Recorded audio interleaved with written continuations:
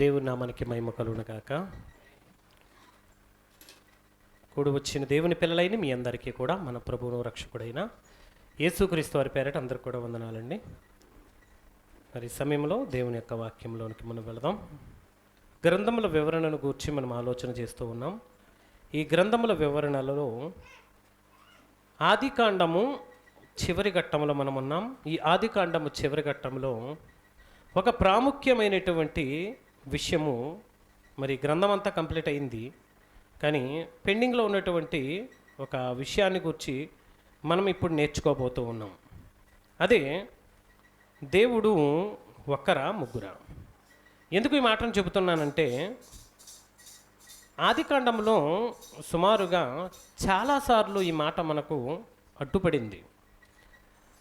వాక్యాన్ని వివరించేటప్పుడు ఒక క్రమంలో మనం వివరించుకుంటూ వెళుతున్నాం కనుక ఆ క్రమమును మనము పాడు చేయకుండా చక్కగా దేవుని యొక్క వాక్యాన్ని తీసుకొని వెళ్ళడానికి మనం ప్రయత్నం చేస్తూ ఉన్నాం.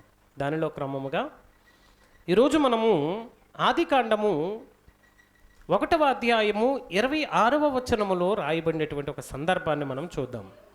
పిల్లలని దయచేసి మీ కంట్రోల్లో పెట్టుకోండి. ముందుకు అస్సలు రానివ్వద్దు, ఎందుకంటే కేబుల్స్ వైర్లు చాలా ఉన్నాయి ఇక్కడ. ఒక్కసారి దెబ్బ తగిలింది అనుకోండి, అది మామూలు దెబ్బ కాదు, ఎలక్ట్రిక్ షాక్ అంటే చాలా ప్రమాదం. సాధ్యమైనంత వరకు పిల్లల తల్లులు కొంచెం వెనక్కి కూర్చోండి, ఇబ్బంది ఏం లేదు. పిల్లల్ని అలా బయటికి తీసుకొని వెళ్ళండి. సౌండ్ ఉంది కాబట్టి మీకు వినపడుతుంది. ముందుకు వచ్చి ఈ లైవ్ని డిస్టర్బ్ చేయొద్దు, ఓకేనా? మీరు కూడా బయటికి తిరగండి. ఇక్కడ వ్రాయబడినటువంటి విషయాన్ని మనం చూస్తే దేవుడు అంటున్నారు కదా, మన స్వరూపమందు మన పోలిక చొప్పున నరులను చేదుము. మన పోలిక చొప్పున మన స్వరూపమందు నరులను చేదుము. ఇక్కడ మన అనేటువంటి పదమును దేవుడు ఉపయోగించారు. మన అనేటువంటి పదాన్ని ఉపయోగించి చేసేటువంటి వారిని కూడా ఏమన్నాడు? నరులను అన్నాడు. ఎవరన్నట? నరులను చేయుదుము. ఏ పోలిక ఉండాలి? మన పోలికలో మన స్వరూపంలో ఉండాలి. మన పోలిక మన స్వరూపం అనగానే చాలామంది బైబిల్ చదువుతున్న వారు కానివ్వండి, బోధిస్తున్న వారు కానివ్వండి, మరి ప్రకటిస్తున్నటువంటి వాక్యం ఏంటంటే, మనము అన్నాడు అంటే దేవుడు ఒకరికంటే ఎక్కువ అయి ఉంటాడు. ఎందుకంటే తెలుగులో మనము అనేటువంటి పదము ఇది బహువచనం. బహువచనం అంటే ఇద్దరు అంతకంటే ఎక్కువ ఉన్నప్పుడు మాత్రమే మనము అనేటువంటి పదాన్ని ఉపయోగించడం మనం చూస్తాం. ఇది మొదటి మాట. సందర్భం ఏంటంటే నరులను సృష్టించేటువంటి క్రమం. ఇక్కడ ఏ క్రమం ఇది? జాగ్రత్తగా ఆలోచించాలి. నరులను సృష్టించాలి. నరుడు ఎవరంటే ఈ సర్వ సృష్టిలో అన్నిటికంటే శ్రేష్టమైనటువంటి వాడు. ఈ సర్వభూతలము మీద అన్నిటికంటే శ్రేష్టమైనటువంటి వాడు దేవుడు. నరులను కలిగించాలనుకున్నాడు. శ్రేష్టమైనటువంటి మానవుణ్ణి దేవుడు కలిగించాలనుకున్నప్పుడు ఆయన అంటున్నటువంటి మాట, మనం మన పోలిక చొప్పున ఏం చేద్దాము? నరులను చేద్దామన్నాడు. ఇది మొదటి సందర్భం. ఇప్పుడు దేవుడు మన పోలిక చొప్పున మన స్వరూపమందు నరులను చేద్దాము అనేటువంటి ఆయన మరి వారి పోలిక చొప్పున వారి స్వరూపమందే నరులను ఏం చేయాలి? చేయాలి. ఎందుకంటే అక్కడ అన్నాడు కదా, మాటిచ్చాడంటే మాటను ఏం చేయాలి? నెరవేర్చాలి. ఇక మనము 11వ అధ్యాయానికి వచ్చేద్దాం. మరలా ఆదికాండము 11వ అధ్యాయంలోనికి వచ్చేసినప్పుడు ఇక్కడ మనకి ఒక సందర్భము కనబడుతూ ఉంటుంది. ఇక్కడ సందర్భం ఏంటంటే, భూమి యందంతటా ఒక్క భాష ఒక్క పలుకు ఉండెను. నరులు ఏమనుకుంటున్నారంటే, ఓకే మీకు తెలిసిన సందర్భాలు కాబట్టి 11వ అధ్యాయాన్ని మీరు నోటెడ్ చేసుకోండి. ఇక్కడ సందర్భం ఏంటంటే, జలప్రలయం తర్వాత ప్రజల భూమి మీద విస్తరిస్తున్నప్పుడు ఆల్రెడీ ఒక పెద్ద ప్రళయం వచ్చింది, ఈవెంట్ జరిగింది. కాబట్టి నెక్స్ట్ జనరేషన్లో ఉన్న వాళ్ళు కూడా ఏమని ఆలోచిస్తారు చెప్పండి? నెక్స్ట్ జనరేషన్లో ఉన్నవారు ఏమని ఆలోచిస్తారు? మనకి ఇక్కడ ప్రళయం జరిగింది, ప్రళయంలో మన వాళ్ళు చాలామంది చనిపోయారు. కాబట్టి నెక్స్ట్ జనరేషన్కి వచ్చేసరికి ఈ ప్రళయము మరలా రాకుండా ఉండాలి. ఒకవేళ వచ్చినా మనం రక్షింపబడాలంటే ఒక పని చేద్దాం, మనమందరం కూడా ఒక ఎత్తైనటువంటి భవంతిని కట్టుకుందాం. ఏమనుకున్నారు వీళ్ళు? ఎత్తైనటువంటి భవంతిని కట్టుకుందాం. ప్రళయం వచ్చిన కింద నుంచే ఉంటుంది, పైన మనం ఏం చేయబడతాం? రక్షింపబడతాం. ప్రతిసారి దేవుడు మనతో మాట్లాడి ప్రతిసారి కూడా మనకు దేవుడు ఒకవేళ అవకాశం ఇవ్వకపోవచ్చు, వాడను మరలా చేసుకోమని చెప్పకపోవచ్చు. ఎందుకంటే మనం అంత మంచోళ్ళము కాదు. కాబట్టి ఒక పని చేద్దాం, మనమందరం ఏం చేద్దాం, ఒక పెద్ద గోపురం కట్టుకుందాం అన్నప్పుడు దేవుడు నరుల యొక్క తలంపులను, నరుల యొక్క ఆలోచనలను ఆయన ఎరిగినటువంటి దేవుడు కనుక అక్కడ అంటాడు చూడండి, అప్పుడు యెహోవా ఇదిగో జనము ఒక్కటే, వారందరికీ భాషయు ఒక్కటే. 6వ వచనంలో చదువుతున్నాం మనం, జనము ఒక్కటే, భాష ఒక్కటే. అంటే అందరూ నోవాహు సంతానం నుంచి వచ్చిన వారే, నోవాహు కుమారులే. వాళ్ళకి భాష కూడా ఒక భాషే, అదే పురాతన హీబ్రూ లాంగ్వేజ్. ఓకే, ఇది సెమిటిక్ లాంగ్వేజెస్ అంటారు. అంటే దానిలో నుంచి వచ్చినటువంటి ఈ హెబ్రూ భాషకు మూలమైనటువంటి పురాతన భాష ఇది. ఓకేనా? తర్వాత భాష ఒకటి, వారు ఈ పనిని ఆరంభించి ఉన్నారు. ఇక మీద వారు చేయదలసిన ఏ పైన వారికి ఏముండదు. ఇప్పుడు జనాలు ఎలా ఉన్నారు? ఒకరా అనేకులా? ప్రజలు ఎంతమంది ఉన్నారు? ఇక్కడ కట్టేవాళ్ళు ఎంతమంది? అనేక మంది ఉన్నారు. కనుక అనేక మందిని గురించి దేవుడు అంటున్నటువంటి మాట చూడండి, కనుక మనము దిగిపోయి. ఏమంటున్నాడు? కనుక మనము దిగిపోయి అంటే ఇందాకేమన్నాడు? మన పోలిక చొప్పున మన స్వరూపం అందన్నాడు. ఇక్కడేమంటున్నాడు? మనము దిగిపోయి అనగానే ఇదిగో తండ్రి, కుమార, పరిశుద్ధాత్మ ముగ్గురు కూడా భూమి మీదకి వచ్చి నరుల భాషలను ఏం చేశారు? తారుమారు చేశారు. ఇలా మాట్లాడుతూ ఉంటారు. ఇక మరలా మనం చూసినప్పుడు ఆది కాండంలో అబ్రహాము దగ్గరకి ప్రభు అయినటువంటి దేవుడు ముగ్గురు మనుష్యులుగా వచ్చి సొదొమ గొమొర్రాల నాశనమును గురించి మాట్లాడుతున్న సందర్భం. మీకు తెలియని విషయాలు కాదు ఇవన్నీ, ఆల్రెడీ ఇవన్నీ కూడా ఎక్స్ప్లెనేషన్లో నేను వివరించేశాను. అందుకే ఓవరాల్గా మీకు చెబుతూ ఉన్నాను ఎక్కడెక్కడ ఈ సందర్భాలు ఉంటాయి. అక్కడ కూడా మనకు ఎంతమంది కనబడతారు? ముగ్గురు మనుష్యులు అనేటువంటి విషయాన్ని చూడొచ్చు. అంటే దేవుడు ఒక్కడే కాదు, త్రిత్వమై ఉన్నాడు అని చెప్పడానికి దీనిని కూడా ఏం చేస్తూ ఉంటారు? ఉపయోగిస్తూ ఉంటారు. అసలు ఎక్కువ శాతం అడ్డొచ్చినటువంటి మాట ఏదైనా ఉంది అంటే ఆదికాండం 1:26, ఆదికాండం 11వ అధ్యాయము 6వ వచనంలో ఉన్నటువంటి సందర్భాలు. ఈ రెండు సందర్భాలలో మనము అంటే దేవుడు ఒక్కడు కాదు, మీరు ఒప్పుకొని తీరాలి అంటారు. ఓకేనా? మనమంటే ఒక్కరు కాదు, ఇక్కడ ఇద్దరు అంతకంటే ఎక్కువ ఉన్నారు. అది మనం నమ్ముతున్నటువంటి ముగ్గురు అనేటువంటి కోణంలోనికి వెళతారు. ఇప్పుడు మేము అన్నంత మాత్రాన ముగ్గురు అని, ఓకే, మనము అన్నంత మాత్రాన ఇద్దరు అంతకంటే ఎక్కువ ఉన్నారని మీరు అనుకున్నారనుకోండి, ముగ్గురని ఎందుకు అనుకోవాలి? 30 మంది అనుకోవచ్చుగా. 300 మంది ఉన్నా సరే మేము అనేటువంటి పదాన్నే, 1000 మంది ఉన్నా సరే ఏం చేయాలి? కోట్ల మంది ఉన్నా సరే ఏం చేయాలి? మనము అనేటువంటి పదాన్ని వాడతాం, అంతేనా? అంత మాత్రం కాదు, తెలుగులో ఇంకొక విషయం కూడా మనం చూస్తాం ప్రేమైన వాళ్ళరా. కొంతమంది అనేది ఏంటంటే, అంటే ఇది కూడా ఒక రకమైనటువంటి వివరణే. అంటే ఏదైనా గౌరవప్రదమైనటువంటి ప్రదమైనటువంటి పదాన్ని వాడేటప్పుడు, ఏదైనా ఒక గౌరవానికి సంబంధించినటువంటి వర్డ్ని ఉపయోగించినప్పుడు తమరు, మీరు, మేము అనేటువంటి పదాన్ని ఎక్కువగా ఉపయోగిస్తారు పురాతన తెలుగు. రెండవది, రాజులు, అధికారుల దగ్గర తమరు అంటారు. తమరు అంటే ఏంటి? మీరు అంటే ఏంటి? నువ్వు అని అర్థం యాక్చువల్ అక్కడ సందర్భం. కానీ ఏమని ఉపయోగించారు? మీరు అంటే మీరందరూ అన్నట్లుగా వాడారు అక్కడ. అంటే ఇలా కూడా వాడుండొచ్చు. అంటే మనము అంటే తనకు తాను ఆయన ఏం చేసుకుంటున్నాడట? గౌరవించుకుంటున్నాడు అనేటువంటి కోణంలోనూ కూడా దీన్ని ఏం చేశారు? వివరణ ఇచ్చినటువంటి సందర్భాలు ఉన్నాయి. మనం గ్రంథాన్ని వివరించుకుంటున్నాం, దేవుని యొక్క ఆలోచనలోనికి వెళ్ళాలి. ఇప్పుడు మనం అసలు నిజంగానే లేదా మన స్వరూపం అన్నప్పుడు దేవుడు ముగ్గురుగా ఉన్నాడా? అక్కడ ఎలోహిం అనేటువంటి పదాన్ని వాడాడు. కాబట్టి ఎలోహిం అనేటువంటి పదమే ముగ్గురు దేవుళ్లను రిప్రజెంట్ చేస్తుంది అని అనుకుంటే, అదే ఎలోహిం అనేటువంటి పదము ఒకే దేవుణ్ణి రిప్రజెంట్ చేయడానికి కూడా ఉపయోగపడింది అన్న సంగతి మర్చిపోకండి హీబ్రూ భాషలో. ఇప్పుడు భాషాపరమైనటువంటి సమస్య వచ్చిందనుకోండి, అప్పుడు భాషల్లోనికి వెళ్ళాలి. కానీ ఇప్పుడు వచ్చిన సమస్యల్లో ఎక్కడ? తెలుగులోనే. కాబట్టి తెలుగులోనే మనం ఏం చేద్దాము? దీని గురించి ఆలోచన చేద్దాం. జాగ్రత్తగా వినండి, జాగ్రత్తగా వినండి, జాగ్రత్తగా వినండి. ఇది మీకు అర్థం కాకపోతే మిమ్మల్ని మాయ చేసేటువంటి మాయగాళ్ళు చాలామంది లోకంలో తిరుగుతున్నారు. దేవుళ్ళను మొక్కలు చేసి చిన్న దేవుడు, పెద్ద దేవుడు, ఈయన దేవుడు కదా, ఆయనే దేవుడు, ఆయన దేవుడు కదా, ఈయనే దేవుడు అని మిమ్మల్ని కన్ఫ్యూజ్ చేసే కన్ఫ్యూజ్ మాస్టర్లు చాలామంది మీ చుట్టూ తిరుగుతూ ఉంటారు. జాగ్రత్తగా వాక్యాన్ని విందాం. ఇప్పుడు 1:26 వచనంలో రాయబడినటువంటి విషయాన్ని మనం మరొక్కసారి చదువుదాం. ఆన్సర్ ఎక్కడ ఉండదు. బైబిల్లో రాయబడినటువంటి ప్రతి మాటకి జవాబు అక్కడే ఉంటుంది.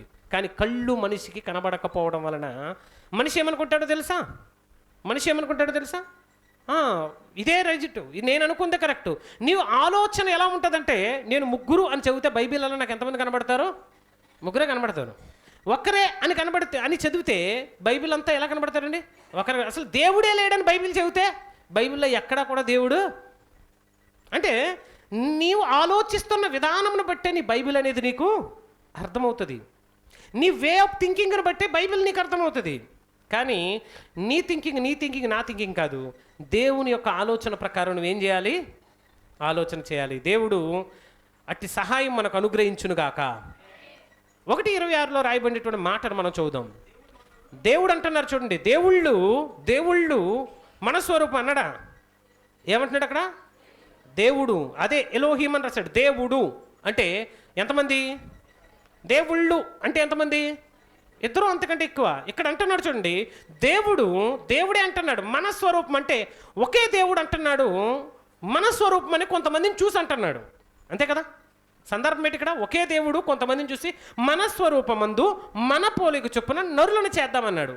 ఇప్పుడు చేద్దామనుకున్నటువంటి ఈయన ఓకేనండి, కింద ఉన్న వాళ్ళు ఏమన్నారు? ఓకే చేద్దాం, రైట్ అన్నప్పుడు వీళ్ళందరూ కలిసి వారు తమ పోలిక చొప్పున తమ స్వరూపమందు నరులను చేసిరని రాయాలి. అంతే కదా? ఏమని రాయాలి అక్కడ? తమ పోలిక చొప్పున తమ స్వరూపమందు నరులను చేసిరని రాయాలి. నువ్వు అనుకున్నట్టు ఎందుకు రాస్తాడని అనుకోవచ్చు. అలా రాయకపోతే పైన చెప్పిన మాట ఇన్వాలిడ్ అయిపోద్ది. పైన చెప్పిన మాట అర్థం లేకుండా పోతుంది. తెలుగు వచ్చు కదా, గ్రామర్ వచ్చు కదా. అలా వస్తే మీకు అర్థమైపోవాలి, మన పోలిక చొప్పున మన స్వరూపమందు నరులను చేద్దాము అని ఒక కమ్యూనిటీగా మాట్లాడుతున్నట్లు మనకు కనబడుతుంది. మరి అలాంటప్పుడు కిందకు వచ్చినప్పుడు కూడా ఏం చేయాలి? యెహోవా ఏమని రాయబడి చదవండి ఒకసారి. దేవుడు తన స్వరూపమందు, తర్వాత సందర్భం, దేవుడు తన స్వరూపమందు తన పోలిక చొప్పున నరుని సృజించెను. ఇక్కడ చూడండి, దేవుడు మన అన్నటువంటి ఆయన దేవుడు తన అన్న దగ్గరకు వచ్చేసాడు. అంటే అర్థం ఏంటి? మన పోలిక చొప్పున మన స్వరూపమందు నరులను చేద్దామనేటువంటి దేవుడు తన పోలిక చొప్పున తన స్వరూపమందు నరుని చేశానని రాయబడింది. అదేంటి మన కాస్త తన ఎలా అయిపోద్ది అప్పుడు? అయితే ఏదో ఒకటి ఖచ్చితంగా తప్పై ఉండాలి. అయితే మన అన్నదన్న తప్పై ఉండాలి, తన అన్నదైనా సరే ఖచ్చితంగా తప్పై ఉండాలి. లేదు రెండు రైటే అని మీరు నమ్ముతున్నారనుకోండి, అప్పుడు వాక్యాన్ని అర్థం చేసుకునే కోణమైనా మారాలి. పాయింట్ అర్థమవుతుందా? మళ్ళీ చెప్తున్నాను, మన పోలిక చొప్పున అన్నప్పుడు మన పోలిక చొప్పునే చేయాలి. లేదా దేవుని పోలిక చొప్పున అన్నప్పుడు దేవుని పోలిక చొప్పునే చేయాలి. ఏకవచనం వాడితే కింద ఏకవచనం వాడాలి, బహువచనం వాడితే కింద బహువచనం వాడాలి. పైన బహువచనం వాడి కింద ఏకవచనం వాడాడంటే నువ్వు అర్థం చేసుకునే విధానమైనా మారాలి. మనం మార్చుకోవాలి. ఎందుకు మార్చుకోవాలంటే దానికి ఆధారాలు బైబిల్ గ్రంథం ఇస్తుంది కనుక. ఇప్పుడు చూద్దాము, మన పోలిక చొప్పున మన స్వరూపంతో నరులను చేద్దామని ఎవరితోనో మాట్లాడినట్టు ఆయన పని చేసే దగ్గరకు వచ్చేసరికి మరలా ఆయన ఒక్కడే చేస్తున్నాడు. ఆయన ఒక్కడు మాట్లాడాడు, ఒక్కడు చేస్తున్నాడు. అంటే మాట్లాడడం అయితే మాట్లాడాడు, కానీ వచ్చేసరికి మరలా ఎంతమంది చేస్తున్నారు? ఒక్కడే చేస్తున్నాడు. అంటే దేవుడు ఒక్కడే అనేటువంటి సందర్భము ఇక్కడ మీరు గమనించండి, జస్ట్ గమనించండి, అనుకోండి. దేవుడు ఒక్కడై ఉండాలనే సందర్భాన్ని మీరు అర్థం చేసుకోండి. ఇక్కడ ఇలా మనం చూసినప్పుడు ప్రియమైన వాళ్ళరా, ఇప్పుడు ఇదే సందర్భం మనం ఇందాక చదువుకున్నాం కదా 11వ అధ్యాయానికి. అక్కడ కూడా వచ్చేయండి. అక్కడ కూడా మొదటి సందర్భంలో నరులను చేయడానికి దేవుడు ఏం చేసుకున్నాడు? ఒక ప్రణాళికను ఏర్పాటు చేసుకున్నాడు మొదటి సందర్భంలో. సెకండ్ ఏంటి? రెండవ సందర్భం ఏంటి? నరులకు భాషలు మార్చడానికి రెండవ సందర్భం ఏంటి? నరుల యొక్క భాష మార్చాలి. ఎందుకంటే దేవుని ప్రణాళిక ఏంటి? నరులు భూమి అంతటా కూడా ఏం చేయాలి? విస్తరించాలి. నోవాహు ఓడలోంచి తన 3 కుమారులు కోడలు బయటకు వచ్చిన తర్వాత దేవుడు వారిని ఏమని దీవించాడు? మీరు భూమి అంతటా విస్తరించి ఫలించి అభివృద్ధి పొందండి అన్నాడు. అంతా కూడా విస్తరించండి అంటే వీళ్ళు ఏం చేస్తున్నారు? ఇక్కడే గోపురం కట్టుకొని అంతస్తుల మీద అంతస్తులు వేసుకొని ఇక్కడే అందరూ ఉందామన్నారు. ఇప్పుడు దేవుని యొక్క ఆలోచనకి ఈ ఆలోచన ఎలా ఉంది? ఆపోజిట్గా ఉంది, వ్యతిరేకంగా ఉంది. ఇప్పుడు ఏం చేయాలి? జనులను చెదరగొట్టాలి. దేవుని యొక్క పని ఏంటి? ఇప్పుడు దేవుడు యొక్క పని ఏంటంటే మనుషులను చెదరగొడితే అందరూ ప్రపంచం అంతటా కూడా ఏమైపోతారు? చెదిరిపోతారు. కాబట్టి ఎక్కడ ఎవరు బ్రతకాలి? మొత్తం భూమి అంతా కూడా నిండిపోతుంది. ఒకే చోట ఉంటే రోగాలు వచ్చేస్తాయి. ఒకే ఇంట్లో, చిన్న ఇంట్లో ఎక్కువ మంది ఉన్నారనుకోండి, ఎవరికైనా చిన్న బలహీనత వస్తే, చిన్న అంటువ్యాధి వస్తే ఆ ఇంట్లో ఉన్న వాళ్ళందరూ కూడా ఏమైపోద్ది? అంటుకుపోద్ది. తెలుసు కదా మీకు? మసూచి అనేటువంటి రోగం ఉందనుకోండి, ఇంట్లో ఒకరికి వస్తే ఒకరి తర్వాత ఒకరికి, ఒకరి తర్వాత ఒకరికి, ఒకరి తర్వాత ఒకరికి. ఎందుకు వస్తాయి తెలుసా? పల్లెటూరులోని ఎక్కువ ఎందుకు వస్తాయి తెలుసా? కారణము ఇరుకింట్లో ఎక్కువ మంది జీవించడం వలన. ఇరుకిరుగ్గా అదే ఆ బలహీనత వచ్చిన వ్యక్తిని ఒక సెపరేట్ ఒక గదిలో పెట్టి ట్రీట్మెంట్ చేసామనుకోండి, ఏ ఒక్కరికి కూడా ఆ రోగము అంటదు. కారణం ఏంటి అంటే అది అంటువ్యాధి. సేమ్ టు సేమ్ దేవుడు కూడా వ్యాధుల విషయంలో కానీ, కల్చర్స్ విషయంలో కానీ, పాపం విషయంలో కానీ, ఏ విషయంలో అయినా సరే ఒకడు పాపం చేసాడు అనుకోండి, మిగుల్లో కూడా వాడిని చూసి ఏం చేస్తారు? చేయడం మొదలు పెట్టేస్తారు. కాబట్టి ప్రజలందరూ ఒకే చోట ఉండడం మంచిది కాదు. విడివిడిగా ఉండి, వేరువేరుగా ఉండి అందరూ కూడా బ్రతకాలి, ఈ భూమిని నింపాలి అనేటువంటి దేవుని యొక్క ఆలోచన ప్రకారంగా దేవుడు ఆలోచించి ప్రజలను భూమి అంతటా చెదరగొట్టడానికి ప్రయత్నం చేస్తూ ఉన్నాడు. గమనించినట్లయితే మనం ఇక్కడ బైబిల్ గ్రంథంలో ఈ సందర్భాన్ని కూడా చూడండి. మనము దిగిపోయి ఏమని రాయబడింది అక్కడ? 11వ అధ్యాయము. మనము దిగిపోయి ఒకని మాట ఒకడికి తగ్గించరన్న, ఒకని మాట ఒకరికి వారి భాషను తారుమారు చేయుదము రండి అనుకొనెను. అలాగూ యెహోవా అక్కడ నుండి. మనము దిగిపోయి అంటే మనం వెళ్దాం రండి అని అంటున్నానంటే నాతో పాటుగా కొంతమంది ఉన్నారని మీకు అర్థమైపోతుంది కదా. ఫోన్ చేశారమ్మా, మా అత్తకు ఫోన్ చేసి, అత్తయ్య నేను ఈ వారం వస్తున్నాను అంటే, నేను వస్తున్నాను అంటే మా అత్త ఏమనుకుంటుంది? ఒకడే వస్తాడు. మేము ఈ వారం వస్తున్నామంటే ఎంతమంది వస్తున్నారు అని అడుగుతుందా? ఎందుకు? మేము అన్న పదాన్ని నేను ఎప్పుడైతే వాడానో మా అల్లుడితో పాటుగా ఇంకొంతమంది, అది కూతురు కావచ్చు, మనవళ్ళు మనవరాండ్రు కావచ్చు, లేదా వేరొకరు కావచ్చు, స్నేహితులతో కావచ్చు. ఏ పని మీద వస్తున్నారు? ఎక్కడికైనా వెళ్తారా? డైరెక్ట్ ఇక్కడికే వస్తారా? ఏ టైంలో దిగుతారు? వంట ఏం చేయమంటారు? అంటే ఎంతమంది వస్తున్నారని క్యాల్కులేషను ఎందుకు పడిందంటే వచ్చిన వాళ్ళకి మర్యాదలు చేయాలి. ఎగ్జాంపుల్ చెప్తాను మీకు అర్థం కావడం కోసం. మనము దిగిపోయి అనేటువంటి మాట దగ్గరకు వచ్చేసరికి కూడా అక్కడ ఎంతోమంది ఉన్నారు అన్న సందర్భం మనకు అర్థమవుతుంది. వాక్యం రాయబడడం తప్పు కాదు, పైన ఒకలాగా కింద ఒకలాగా ఉండడం కూడా తప్పు కాదు. ఎందుకు అలా రాయబడిందో నీకు అర్థం కావాలి. అందుకే ఈరోజు ఈ సందర్భాన్ని నేను చెబుతున్నాను. యెహోవా అక్కడ చూడండి, యెహోవా ఏం చేశారట? గనుక మనము దిగిపోయి ఒకని మాట ఒకరికి తెలియకుండా అక్కడ వారి భాషను తారుమారు చేయదము రండి అని అనుకున్నాను. అలాగూ యెహోవా అక్కడ నుండి భూమి అందంతట వారిని, యెహోవా భూమి అందంతట వారిని ఎవరు చెదరగొట్టారు? వాళ్ళందరూ వచ్చి చెదరగొట్టారా? యెహోవా చెదరగొట్టాడా? అంటే అనడం అంటున్నాడు, కానీ వచ్చి పని చేసేది మాత్రం ఒక్కడే. అనడం అంటున్నాడు, వచ్చి పని చేసేది ఒక్కరే. అక్కడ కూడా అన్నాడు, మన పోలిక చొప్పున మన స్వరూపమందు నరులను చేద్దామన్నాడు, కానీ వచ్చి పని చేసింది. మీకు ఇక్కడ ఒక సందర్భం మీకు అర్థం కావాలి. మన ప్రపంచము ఉందనుకోండి, మన భారతదేశం కానివ్వండి, ఇతర దేశాల్లో కానివ్వండి, ఏ నిర్ణయం అయినా సరే ఏదైనా చెయ్యాలి అనుకున్నప్పుడు మనకి లోక్సభ, రాజ్యసభ అని 2 సభలు ఉంటాయి. ఏముంటాయి? లోక్సభ, రాజ్యసభ. ఇప్పుడు ఎలక్షన్స్ దగ్గర నుంచి ప్రతి దానికి కూడా ఏదైనా ఒక నిర్ణయం తీసుకోవాలన్నా ప్రతి దానికి కూడా ఈ లోక్సభలోను రాజ్యసభలోను ఏం చేస్తారు? తీర్మానం చేస్తారు. ఏదో ఒక సభ అనుకుందాం, ఓకేనా? లోక్సభ అనుకుందాం.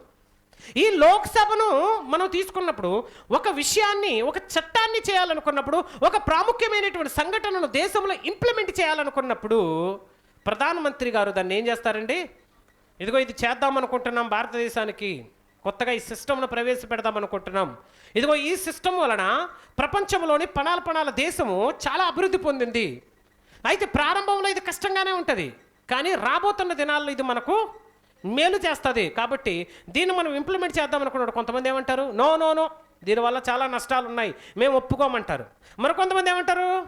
లేదు బాగుంది ప్రధానమంత్రి గారు మీరు ఏం చెబితే అదే మేము సపోర్ట్ చేస్తామంటారు. దేవుని ఆలోచన సభలో వ్యతిరేకించే వాళ్ళు ఉండరు. దేవుడు నిర్ణయం తీసుకున్న తర్వాత ఏంటనే యేసేపు ఏంటి నీ నిర్ణయము అని అడుగుతాడంతే. ఆయన అనేసుకొని ఆయన చేసేసి ఆయన చెప్పేసి జస్ట్ నీ నిర్ణయాన్ని అడుగుతాడు. ఎందుకు అడిగాడు? క్యాజువాలిటీ కోసమా? కాదు. ఆ విషయాన్ని కూడా నేను చెప్తాను. ఇలాగే ప్రియమైన వాళ్ళరా, ఒక నిర్ణయాన్ని ఏదైతే మనం తీసుకోవాలని ప్రధానమంత్రి గారు అనుకొని సభలో ప్రవేశపెట్టి మంత్రులందరి చేత దానిని ఆమోదం పొందిన తర్వాత అది సభలో ఆమోదం పొంది ఒక కార్యరూపం దాలుస్తుంది. మన భారతదేశానికి జిఎస్టీ కౌన్సిల్ని తీసుకొని వచ్చారు. అంతకుముందు జిఎస్టీ కౌన్సిల్ అనేది అంటే జిఎస్టీ అనేది ప్రజలందరికీ ఒకే జిఎస్టీ ఉండేది కాదు. రాష్ట్రానికి ఒక జిఎస్టీ, ప్రాంతానికి ఒక జిఎస్టీ ఉండేది. అది చాలా తలపోట్లు వచ్చేవి. ఏదైనా ఒక వస్తువుని ఇంపోర్ట్ చేసుకోవాలంటే అక్కడ వాళ్ళ రాష్ట్రానికి డ్యూటీ కట్టాల్సి వచ్చేది, ఇక్కడికి వచ్చేసరికి మన రాష్ట్రానికి డ్యూటీ కట్టాల్సి వచ్చేది. ఈ రెండింటితో పాటుగా మళ్ళీ సెంట్రల్ డ్యూటీ ఒకటి కట్టాల్సి వచ్చేది. ఈ తలపోట్లన్నీ లేకుండా మొత్తం అంతా కూడా అయితే ఐజిఎస్టీ ఒకటి, ఐజిఎస్టీ ఒకటి, సిజిఎస్టీ, ఈ రెండు జిఎస్టీలు తప్ప ఇంకేమీ లేవు. అంటే సెంట్రల్ జిఎస్టీ కానీ లేదా స్టేట్ జిఎస్టీ కానీ ఈ రెండింటిని కూడా ఇంప్లిమెంట్ చేసి స్టేట్ కింద సెంట్రల్ కింద రెండింటిని భాగాలు చేసి ఏం చేస్తారు, దానికో సగం దీనికో సగం వేసి ఒకే జిఎస్టీ కింద అన్నింటికి మొత్తం భారతదేశం అంతా ఒక వస్తువు కొనుక్కోవాలంటే ఒకటే జిఎస్టీ కింద తీసుకొని వచ్చారు. స్టార్టింగ్లో చాలా వ్యతిరేకం వచ్చింది. కానీ ఈరోజు మన జిఎస్టీ వసూళ్ళు 2 లక్షల కోట్లు నెలకి. ఎంత వసూళ్ళు? 2 లక్షల కోట్లకి పైగా. అంటే ఇంత అమౌంట్ కలెక్ట్ అవుతుంది. ఒకప్పుడు ఇంత అమౌంట్ వచ్చేది కాదు. ఎందుకంటే ఎగ్గొట్టేసేవాళ్ళు. జిఎస్టీలు ఏం చేసేవారు? ఎగ్గొట్టేసేవాళ్ళు. ఎగ్గొట్టేసి భారతదేశానికి రావాల్సినటువంటి చాలా వరకు సంపదను ఏం చేసేవారంటే దాచేసుకునేవారు, దోచేసుకునేవారు. ఇప్పుడు జిఎస్టీ పరిధిలోకి రావడం వల్ల చాలా విషయాలు మార్పు చెందాయి. ఇది కూడా చట్టసభలో ఆమోదం పొందిన తర్వాతే భారతదేశంలో ఏమైంది, ఇది ఇంప్లిమెంట్ అయింది. గమనించాలి. అంటే భూమి మీద ఉన్నటువంటి ఈ సిస్టమ్ అంతా కూడా, భూమి మీద ఉన్నటువంటి ఈ పద్ధతి అంతా కూడా ఎక్కడి నుంచి వచ్చింది? ఎక్కడి నుంచి వచ్చింది? పరలోకము నుండి వచ్చింది. ఎక్కడి నుంచి వచ్చింది? ఎఫెసీయులకు రాసిన పత్రికలో అపవాది కూడా దేవుని యొక్క సిస్టమ్ని కాపీ కొట్టాడండి. పరలోకంలో ఏం జరుగుతుంది చెప్పండి? పరలోకంలో ఎవరెవరు ఉంటారు చెప్పాలి? పరలోకంలో దేవుడు 4 జీవులు, 24 పెద్దలు, కెరూబులు, సెరాపులు, అంటే కోటానుకోట్ల దేవదూతలు. ఇది పరలోకంలో ఉండేటువంటి సిస్టమ్. దేవుడు ఉన్నాడు, ప్రధానులు ఉన్నారు, అధికారులు ఉన్నారు, అలాగనే వారికి సైన్యము సమూహం అంతా కూడా ఉన్నారు. ఇది పరలోకంలో సిస్టమ్. మరి దేవుడు ఏదైతే సిస్టమ్ పెట్టుకున్నాడో అపవాది కూడా ఏం చేస్తాడు? అదే సిస్టమ్ని కాపీ చేస్తాడు. దేవుడి దగ్గర లేనిది అపవాది కొత్తగా ఏం చేయడు. ఎంతమంది 500 రూపాయల డూప్లికేట్ నోట్ చూశారు? చేతులు ఎత్తండి. 500 డూప్లికేట్ నోట్ చూశారు. ఎంతమంది 600 రూపాయల డూప్లికేట్ నోట్ చూశారు? చేతులు ఎత్తండి. నేను చూశాను. 600 రూపాయల డూప్లికేట్. ఒకవేళ మీకు పొరపాటున 600 రూపాయల నోట్ ఇచ్చాను అనుకోండి, వెంటనే ఏమంటారు మీరు? ఇది డూప్లికేట్. ఏమంటారు మీరు? ఎందుకు డూప్లికేట్ అన్నారు? 600 ఒరిజినల్ లేదు కాబట్టి. 600 ఒరిజినల్ లేదు కాబట్టి 600 మీకు ఒరిజినల్గా వచ్చినా సరే అది డూప్లికేట్ లాగా చూస్తారు. కాబట్టి డౌట్ వచ్చేస్తుంది మీకు. అందుకే 600 నోటు ఎవడో ముద్రించడు. ముద్రిస్తే 500 నోటు ముద్రించాలి, లేదా 200 నోటు ముద్రించాలి, లేదా 100 నోటు. సపోజ్ 1000 రూపాయల నోటు ముద్రించి ఇచ్చాను అనుకుందాం. ఇప్పుడు చెల్లుద్దా? 2000 నోటు ఇచ్చినా కొంతవరకు అవకాశం, ఎందుకంటే ఇంకా కొంతవరకు చాలామందిలో ఉన్నాయి 2000 నోట్లు. అంటే ఒరిజినల్ ఉంటేనే ఏం చేస్తాడు? డూప్లికేట్ ఉంటుంది. ఇప్పుడు ఎఫెసీయులకు రాసిన పత్రిక చదువుతాం. దేవుని దగ్గర ఉన్నటువంటి సిస్టమ్ ఏంటంటే మీకు అర్థం కావాలంటే అపవాది సిస్టమ్ గురించి దేవుడు రాయించాడు. 4వ అధ్యాయము ఎఫెసీయులకు రాసిన పత్రిక 6వ అధ్యాయము 12 వచనం మనకు చూడండి ఒకసారి. ఆయన మనము పోరాడునది శరీరులతో కాదు కానీ ఎవరితో పోరాడుతున్నాం? పోరాటం అనేది జరుగుతుంది నరులకు. వాళ్ళ పోరాటం, నరులకు జరుగుతున్నటువంటి పోరాటం ఎవరితోనట? ప్రధానులు ఉన్నారు. ప్రధానులు అంటే ప్రధానులు కొంతమంది ఉన్నారు. ప్రధానమంత్రి అని కాదు, ఇక్కడ మంత్రులు ఎవరున్నారు? ఇక్కడ మన భారతదేశంలో ఇంపార్టెంట్ సెక్టార్కి సంబంధించినటువంటి ఒక 4 మంత్రులు ఉంటారండి. ఒకరు హోమ్ మినిస్టర్. ఎవరు? రెండవ ఆయన ఎవరు? Finance minister. ఒకటెవరు? Home minister. రెండోది ఫైనాన్స్ మినిస్టర్. మూడోది చెప్పాలి. ఎక్కువగా మనం ఉపయోగించేటువంటి వాటిలో మీరు జాగ్రత్తగా ఆలోచించండి. ఎక్కువ ఉపయోగించేది రిసోర్సెస్, ఆయిల్ కానివ్వండి, గ్యాస్ కానివ్వండి, ఎనర్జీ కానివ్వండి, ఈ సెక్టార్స్ ఉన్నటువంటివి కూడా చాలా చాలా ఇంపార్టెంట్ భారతదేశానికి. దీని తర్వాత కన్స్ట్రక్షన్స్కి వచ్చేస్తాం. అంటే నేను చెప్పిన వాళ్ళకన్నా ఇంకా ఇంపార్టెంట్ వాళ్ళు ఉన్నారు, లేరని కాదు, ఇంపార్టెంట్ కేటగిరీ చెప్తున్నా. ప్రధానమంత్రి ఉన్నారు, ప్రధానమంత్రి తర్వాత కొంతమంది ministers, finance minister, home minister తర్వాత మళ్ళీ హోమ్ మినిస్టర్లో మళ్ళీ 2-3 రకాలు వచ్చేస్తాయి. అందులో మళ్ళీ 2-3 శాఖలు వచ్చేస్తాయి. హోమ్ వచ్చేసరికి మొత్తము యంత్రాంగం అంతా కూడా ఆయన అండర్లోకి వచ్చేస్తుంది. అక్కడ మళ్ళీ నేవీ కానివ్వండి, ఎయిర్ ఫోర్స్ కానివ్వండి, తర్వాత బార్డర్ సెక్యూరిటీ కానివ్వండి, ఇవన్నీ కూడా మరలా ఒక కేటగిరీ ఇంపార్టెంట్. అంటే దేశానికి రక్షణ కల్పించేది. తర్వాత ఇంటర్నల్గా రక్షణ, హెల్త్ కానివ్వండి, ఆరోగ్యానికి సంబంధించి కానివ్వండి, రోడ్డు రవాణా వ్యవస్థ సంబంధించి కానివ్వండి, ఎక్కువగా మనం వీళ్ళ గురించే వింటూ ఉంటాం. ఇప్పుడు పాకిస్తాన్ మీద ఎయిర్ స్ట్రైక్ చేయడానికి మన ఇండియన్ ఎయిర్ ఫోర్స్ రెడీ అయింది. పుల్వామా ఘటన తర్వాత ఇండియన్ ఎయిర్ ఫోర్స్ సిద్ధమైంది. ఘటన జరిగిన తర్వాత మనకు తెలిసింది. ఎప్పుడు తెలిసింది మనకి? ఘటన జరిగిపోయిన తర్వాత తెలిసింది. మీకు తెలుసా, ఈవెన్ ఆ సెక్టార్లో, ఆ సిస్టంలో ఉన్నటువంటి అనేక మంది అధికారులకు కూడా ఇది ఇలా జరిగిందన్న సంగతి తెలియదు జరిగినంత వరకు. అంటే ఏదైనా ఒక విషయాన్ని జరిగించేటప్పుడు కొన్ని సీక్రెట్స్ మెయింటైన్ చేస్తారు. అర్థమవుతుందా మీకు? కొన్ని సీక్రెట్స్ మెయింటైన్ చేస్తారు. ఒకటి రా ఏజెంట్స్ కానివ్వండి, లేదంటే మన భారతదేశం నుంచి మరి మెయిన్ కమాండో టీం కానివ్వండి, వాళ్ళందరికీ సంబంధించినటువంటి మెయిన్ అధికారి కానివ్వండి, వీళ్ళకి, తర్వాత మన ఫినాన్స్ మినిస్ట్రీకి, తర్వాత హోమ్ మినిస్ట్రీకి, ప్రధానమంత్రికి మరియు రాష్ట్రపతికి తప్ప ఈ సీక్రెట్స్ ఎవరికి కూడా చెప్పరు. జరిగిన తర్వాత అందరము వార్తలు చూసి అమ్మా జరిగిందా అని మనం తెలుసుకుంటాం. ఎందుకు ఈ విషయాన్ని చెప్తున్నానంటే, వీళ్ళు ఎవరో దానికి సంబంధించి ప్రధానమైనటువంటి వాళ్ళు. ప్రధానమంత్రి యొక్క నిర్ణయాలను ముఖ్యంగా షేర్ చేసుకుని ముందు నిర్ణయించుకునేది ఈ ప్రధానులతోనే. రెండో సెక్టర్కి వచ్చేసరికి ఎవరున్నారు చూడండి, అధికారులు ఉంటారు. ఈ ప్రధానుల కింద ఎవరుంటారు? అధికారులు ఉంటారు. అంటే ప్రధానమంత్రి గారు చేస్తున్నటువంటి ప్రతిదాన్ని కూడా రాష్ట్రాల లెవెల్లో సీఎంలకు అందరికీ కూడా ఏం చేస్తారు, వారు ఆజ్ఞను జారీ చేస్తారు. సీఎంలు అందరూ కూడా ఏం చేస్తారు, జిల్లాల వారీగా ఉన్నటువంటి కలెక్టర్స్కి వీటిని ఏం చేస్తారు, దానిని ఇలా అమలు చేయండి అని చెప్తారు. ఎందుకంటే సెంట్రల్ నుంచి వచ్చినటువంటి ఆజ్ఞ ఇది. కాబట్టి ప్రతి రాష్ట్రం కూడా దీన్ని ఏం చేయాలి, పాటించాలి. దానికి తోడుగా ఎమ్మెల్యేలు వీళ్ళందరూ ఉంటారు చూడండి, లోకల్ పొలిటీషియన్స్ అందరూ కూడా దానికి ఏం చేస్తారు, సహకారులుగా ఉంటారు. అలా మన దగ్గరికి ఎంపీటీసీ, జడ్పీటీసీ వరకు మన పరిపాలనకు వచ్చేసరికి లోకల్గా ఉండేటువంటి వాళ్ళ దగ్గర, అంటే ప్రధానమంత్రి తీసుకున్న నిర్ణయం ఎంపీటీసీ, జడ్పీటీసీ వరకు వచ్చి సామాన్య పౌరుల వరకు చేరుతుందంటే ఈ మధ్యలో ఉండేటువంటి వ్యవస్థ ఏదైతే ఉందో, ఈ వ్యవస్థ పరలోకంలో ఉన్నటువంటి వ్యవస్థ. దేవునికి మహిమ కలుగును గాక. అపవాదికి చూడండి, ప్రధానులను, అధికారులను, అంధకార సంబంధులకు లోకనాథులు అంటే చీఫ్ మినిస్టర్ లాంటి వాళ్ళు అనమాట. ఇది ఎవరెవరు వీళ్ళు? Chief ministers. లోకనాథులు అంటే ఒక్కొక్క రాజ్యానికి ఒక రాజు. లోకనాథులను వాళ్ళ కింద పనిచేసేటువంటి ఆకాశ మండలమందున్న దురాత్మల సమూహము. చీఫ్ మినిస్టర్ కింద చాలా మినిస్ట్రీస్ ఉంటాయి, చాలామంది ఎమ్మెల్యేలు ఉంటారు ఏంటి, అలాగే జిల్లాల వారీగా అధికారులు ఉంటారు, మండలాల వారీగా అధికారులు ఉంటారు, గ్రామాల వారీగా అధికారులు ఉంటారు. వీళ్ళందరినీ కూడా లోకనాథులతో, దురాత్మల సమూహాలతో మనం పోల్చుకోవచ్చు. ఎగ్జాక్ట్లీ దేవుని కూడా ఒక సిస్టమ్ ఉంది. దేవుడు ఉన్నాడు, 4 జీవులు ఉన్నాయి, 29 పెద్దలు ఉన్నారు, తర్వాత కెరూబులు, అభిషేకించబడినటువంటి కెరూబులు ఉన్నారు, తర్వాత శరాపులు ఉన్నారు, అదే దేవదూతల చుట్టూ. ఇలా ఒక సిస్టమ్ ఉంది దేవుని దగ్గర. ఏం చేయాలనుకున్న ప్రతి దానిని కూడా ఆయన ఏం చేస్తాడు, ఆలోచన చేస్తాడు. నేను మాటలు చెప్పట్లా.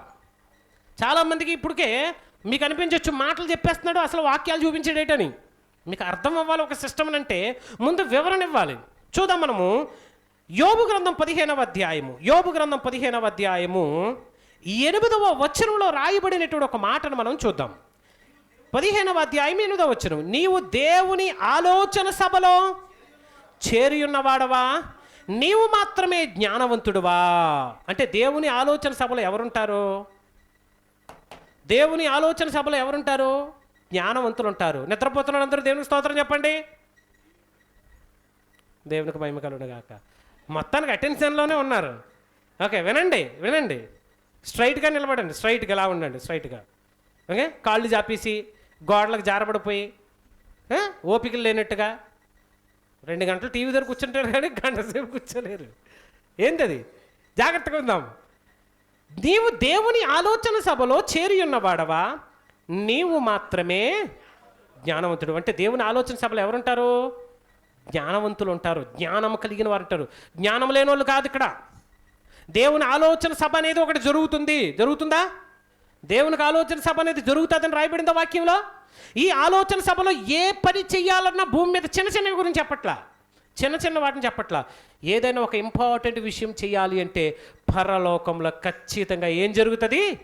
సభ జరుగుద్ది. ఆ సభలో తీసుకున్న నిర్ణయం భూమి మీద ఇంప్లిమెంటేషన్ అవుతుంది. ప్రేమైన వారలారా, కరోనా వచ్చింది. కరోనా ఎన్ని వందల మంది కాదు ఎన్ని వేల మంది చచ్చిపోయారు. ఎన్ని వేల మంది చచ్చిపోతే ఎంత బాధ ఉంటుంది దేవునికి ఒకసారి ఆలోచన చేయండి. అంటే కరోనా దేవునికి తెలియకుండా వచ్చిందా అని లాజిక్ మాట్లాడకండి. ఇక్కడ కరోనా రావడానికి కూడా కారణము దేవుని యొక్క ఆలోచన లేకుండా, దేవుని యొక్క చిత్తము లేకుండా ఏది జరగదు. అందులో సేవకుల్ని లేపేసింది, సామాన్యులు లేపేసింది, డబ్బున్నోళ్ళు లేపేసింది, పేదోళ్ళు లేపేసింది, మొత్తం కొంతమందిని మాత్రం క్లియర్ చేసింది. కానీ కరోనా రావాలి, ఇంతమంది చనిపోవాలంటే దేవుడు ఎంత ఆలోచన చేస్తుంటాడు. అర్థమవుతుందా మీకు? ఎంత ఆలోచన చేస్తుంటాడు. నిజంగా ఇలాంటి ఆలోచన జరిగిందంటారా? కొంచెం వచ్చేద్దాం, జలప్రళయం కాలంలో సంభవించిన ఒక సందర్భం దగ్గరికి వచ్చేద్దాం రండి మరలా. ఎందుకంటే జలప్రళయంలో కూడా జనాలను ఏం చేయాలి? లేపేయాలి. జనాలను ఏం చేయాలి? ఊడ్చిపడేయాలి. అలాంటి సందర్భంలో ఇలాంటివి ఏమైనా జరుగుంటాయా ఆలోచన చేద్దాం. ఇప్పుడు మనకు జలప్రళయం సందర్భము ఆదికాండం 6వ అధ్యాయంలో మనకు కనబడుతుంది. ఈ ఆదికాండం 6వ అధ్యాయంలో మనం చూసినప్పుడు ప్రియమైన వారలారా 5వ వచనం చూడండి. నరుల చెడుతనము భూమి మీద గొప్పదనియు, వారి హృదయంలోని తలంపులోని ఊహంతయు ఎల్లప్పుడూ కేవలం చెడ్డదనియు యెహోవా చూచి తాను భూమి మీద నరులను చేసినందుకు యెహోవా సంతాపం నొంది తన హృదయంలో నొచ్చుకొనెను. ఆయన బాధపడుతున్నాడు. నరులను ఎందుకు చేశాను నేను? మనుషులను ఎందుకు చేశాను? అనవసరంగా సృష్టించాను ఆ వీరిని అని అని 7వ వచనంలో ఏమంటున్నాడు చూడండి. అప్పుడు యెహోవా నేను సృజించిన నరులతో కూడా జంతువులను, పశువులను, పక్షులను, పురుగులను, నాసికారంధ్రంలో జీవవాయువు కలిగిన సమస్తాన్ని నేనేం చేస్తాను? తుడిచివేయుదును. ఏమంటున్నాడు? మొత్తం అన్నిటినీ కూడా నేనేం చేస్తాను? తుడిచివేయుదును. అప్పుడు అంటున్నాడు యెహోవా, నేను నరులను చేసినందుకు నేను ఏం చేస్తున్నాను? సంతాపము నొందుచున్నాను. ఇంతకీ దేవుడు తనలో తాను మాట్లాడుకుంటున్నాడా? యెహోవా అంటున్నాడు, ఇదిగో ఏమంటున్నాడు? ఇదిగో నరుల చెడుతనము భూమి మీద గొప్పది, వారి తలంపులను ఊహంతయు కేవలం చెడ్డది. కాబట్టి వాళ్ళని చేసినందుకు నా హృదయంలో నేను ఏం చేస్తున్నాను? బాధపడుతున్నాను, హృదయంలో నొచ్చుకుంటున్నాను. అనవసరంగా వీళ్ళందరినీ ఎక్కువ మందిని సృష్టించాను, ఎక్కువ మంది పుట్టేశారు, ఎక్కువ ఆయుష్కాలాన్ని వీళ్ళకి ఇచ్చేశాను. అందుకే 1000 సంవత్సరాలు బ్రతుకున్నాడు ఏదైనా చేస్తాడు. అంతే కదండి? 1000 సంవత్సరాలు బ్రతుకున్నాడు ఏదైనా చేస్తాడు, ఎంతమందినైనా కంటాడు, ఎన్ని పాపాలైనా చేస్తాడు. ఇంత ఆయుష్ ఇవ్వబెట్టే కదా, ఇంత ఆయుష్కాలం వీరికి అనుగ్రహించబట్టే కదా అని తనలో తాను అనుకోట్లా. ఈ మాట ఎవరితోనో చెబుతున్నాడు. సందర్భాన్ని చదివితే మీకు అర్థమవుతుంది. ఇప్పుడు చదవండి మరలా. నరుల చెడుతనం భూమి మీద గొప్పదని, వారి హృదయం యొక్క తలంపులను ఊహంతయు కేవలం చెడ్డదనియు యెహోవా చూచి తాను భూమి మీద నరులను చేసినందుకు. ఎవరు చేశారు? తానే చేశాడు, వారు చేయలేదు. ఎవరు చేశారు? తానే చేశాడు. ఇందాక 1:26లో చదువుకున్నాం. దేవుడు తన పోలిక చొప్పున తన స్వరూపమందు, పైన మన అన్నాడు, కిందకు వచ్చేసరికి ఏమన్నాడు? తన అన్నాడు. అంటే మాట్లాడడం 10 మందితో మాట్లాడుతున్నాడు, చేసేసరికి మాత్రం ఎవరు చేస్తున్నారో ఒక్కడే చేస్తున్నాడు. ఇక్కడ కూడా అదే అంటున్నాడు, నరులను నేను చేసినందుకు సంతాపం అందుతున్నాను. కాబట్టి మొత్తం అందరినీ కూడా ఏం చేయాలి? మొత్తం క్లీన్ చేసేయాలనుకుంటున్నాను, మొత్తం అందరినీ కూడా చంపేయాలనుకుంటున్నాను. ఏం చేద్దాం చెప్పండి అన్నప్పుడు, ప్రభు అందరినీ చంపాలంటే ఒకే ఒక్కటి, జలప్రలయం రప్పిస్తే గోల్పోద్ది. ఏం చెప్పిస్తే? జలప్రలయం రప్పిస్తే గోల్పోద్ది అని ఎప్పుడైతే ఈ మాట ఆలోచనకు వచ్చిందో వెంటనే మరి అందరినీ చంపేస్తే మరలా మట్టిని తీసి మళ్ళీ మనిషిని చేయడం కష్టం. కాబట్టి ఓ పని చేయండి, మీరు వెళ్ళి మొత్తం జల్లెడ పట్టండి. ఎవరైనా దేవుని కోసం బ్రతుకుతున్నవారు, దేవుడు అంటే ఇష్టమైన వాళ్ళు ఉన్నారేమో చూడండి అన్నప్పుడు అందరూ వచ్చి ఒకే ఒక వ్యక్తి గురించి చెప్తున్నారు. అతనే ఎవరో? నోవాహు. అందుకే అంటాడు, నోవాహు దేవుని దయందు కృప పొందినవాడు ఆయను. ఎలా అయ్యాడు? 10 మంది వచ్చి చెప్తే 10 మంది వచ్చి ఒకే ఒక వ్యక్తి గురించి చెప్తే మీ అబ్బాయి చాలా మంచోడు అని పక్కింటి వాళ్ళు చెప్పారనుకోండి, మనకి ఎలా ఉంటుంది? ఎదురింటి వాళ్ళు కూడా వచ్చి మీ అబ్బాయి చాలా మంచోడండి అని నలుగురు చెప్తే ఏముంటుందండి మీ అబ్బాయి మీద? ఆయన తీసుకెళ్ళి ఇక్కడ పెట్టేసుకుంటాం. ఇక్కడ కూడా అదే జరిగింది. ఎప్పుడైతే దేవుని యొక్క ఆలోచన సభలో మొత్తం నాశనం చేయాలి, ఎవరో ఒకరిని మాత్రం మనం బ్రతికించుకోవాలి అన్నప్పుడు నోవాహు దేవుని యొక్క దృష్టిలో కృప పొందిన వాడయ్యాడట. ఇప్పుడు నోవాహుకి ప్రణాళిక రచించండి. నోవాహుని ఎలా కాపాడదాం? మరి నోవాహుని ఎలా కాపాడదాం? ఓ పని చేద్దాం, ఓ పని చేయండి. మీరు చెప్పండి, మీ ఆలోచనలు ఏమన్నా మీకు చెప్తాను చెప్పండి అంటే, ప్రభా ఓ చిన్న పడవ చేసుకుంటే, అరే పడవ చేసుకుంటే మీద నుంచి నీళ్లు పడిపోతాయి. 40 రోజులు భయంకరమైన వర్షానికి పడవలో నీళ్ళు తోడుకోవడానికే సరిపోదు. నో నో నో పడవ కాదు. మరి ఏం చేద్దాం? ప్రభా పెద్ద చెట్టు ఎక్కించేస్తే, అరే చెట్లు కూడా మురిగిపోతాయి. ఇంకొకటి ఉంటున్నాడు, ప్రభా పెద్ద కొండ మీద ఎక్కించేస్తే కొండలు కూడా ముంచేస్తాను. అప్పుడు వచ్చినటువంటి ఆలోచన, ఒక ఓడను చేద్దాం. ఏం చేద్దాం? ఒక ఓడను నిర్మించి ఆ ఓడలో తనతో పాటుగా భూమి మీద ఉన్నటువంటి సకల జీవరాశులను దానిలోనికి ప్రవేశపెట్టి అతనితో పాటుగా వాటిని ఏం చేద్దాం? బ్రతికిద్దాం. జలప్రలయం తర్వాత మరలా వారందరి భూమి మీద తీసుకొచ్చి ఒక కొత్త సృష్టిని మనం ఏం చేద్దాం? ఏర్పాటు చేద్దాం. ఇది ఆలోచన. ఆ తర్వాత జలప్రలయం వచ్చింది. ఆయన మాట్లాడుకో పిచ్చోడు కదా, ఆయన ఒక్కడో మాట్లాడుకోట్లా, ఎవరితో చెబుతున్నాడు? ఇది నరులను చేసినందుకు నాకు అనవసరంగా, అప్పుడు ఉంటాడు కదా, అనవసరంగా నా కొడుకును పుట్టాడు అని ఒక్కడో మాట్లాడుకుంటాడా? ఎవరిదో అంటాం, అలాంటి వాడు పుట్టకపోయినా బాగుండరా, అనవసరంగా పుట్టాడు వాడు, లేదంటే వాడిని వాడి వల్ల అసలు ఏ ఉపయోగం లేదురా, కష్టపడట్లేదురా, సోమరుడిలో కూర్చో తిట్టినాడని ఎవరితో చెప్తామా లేకపోతే మనలో మనం అనేసుకుంటామా?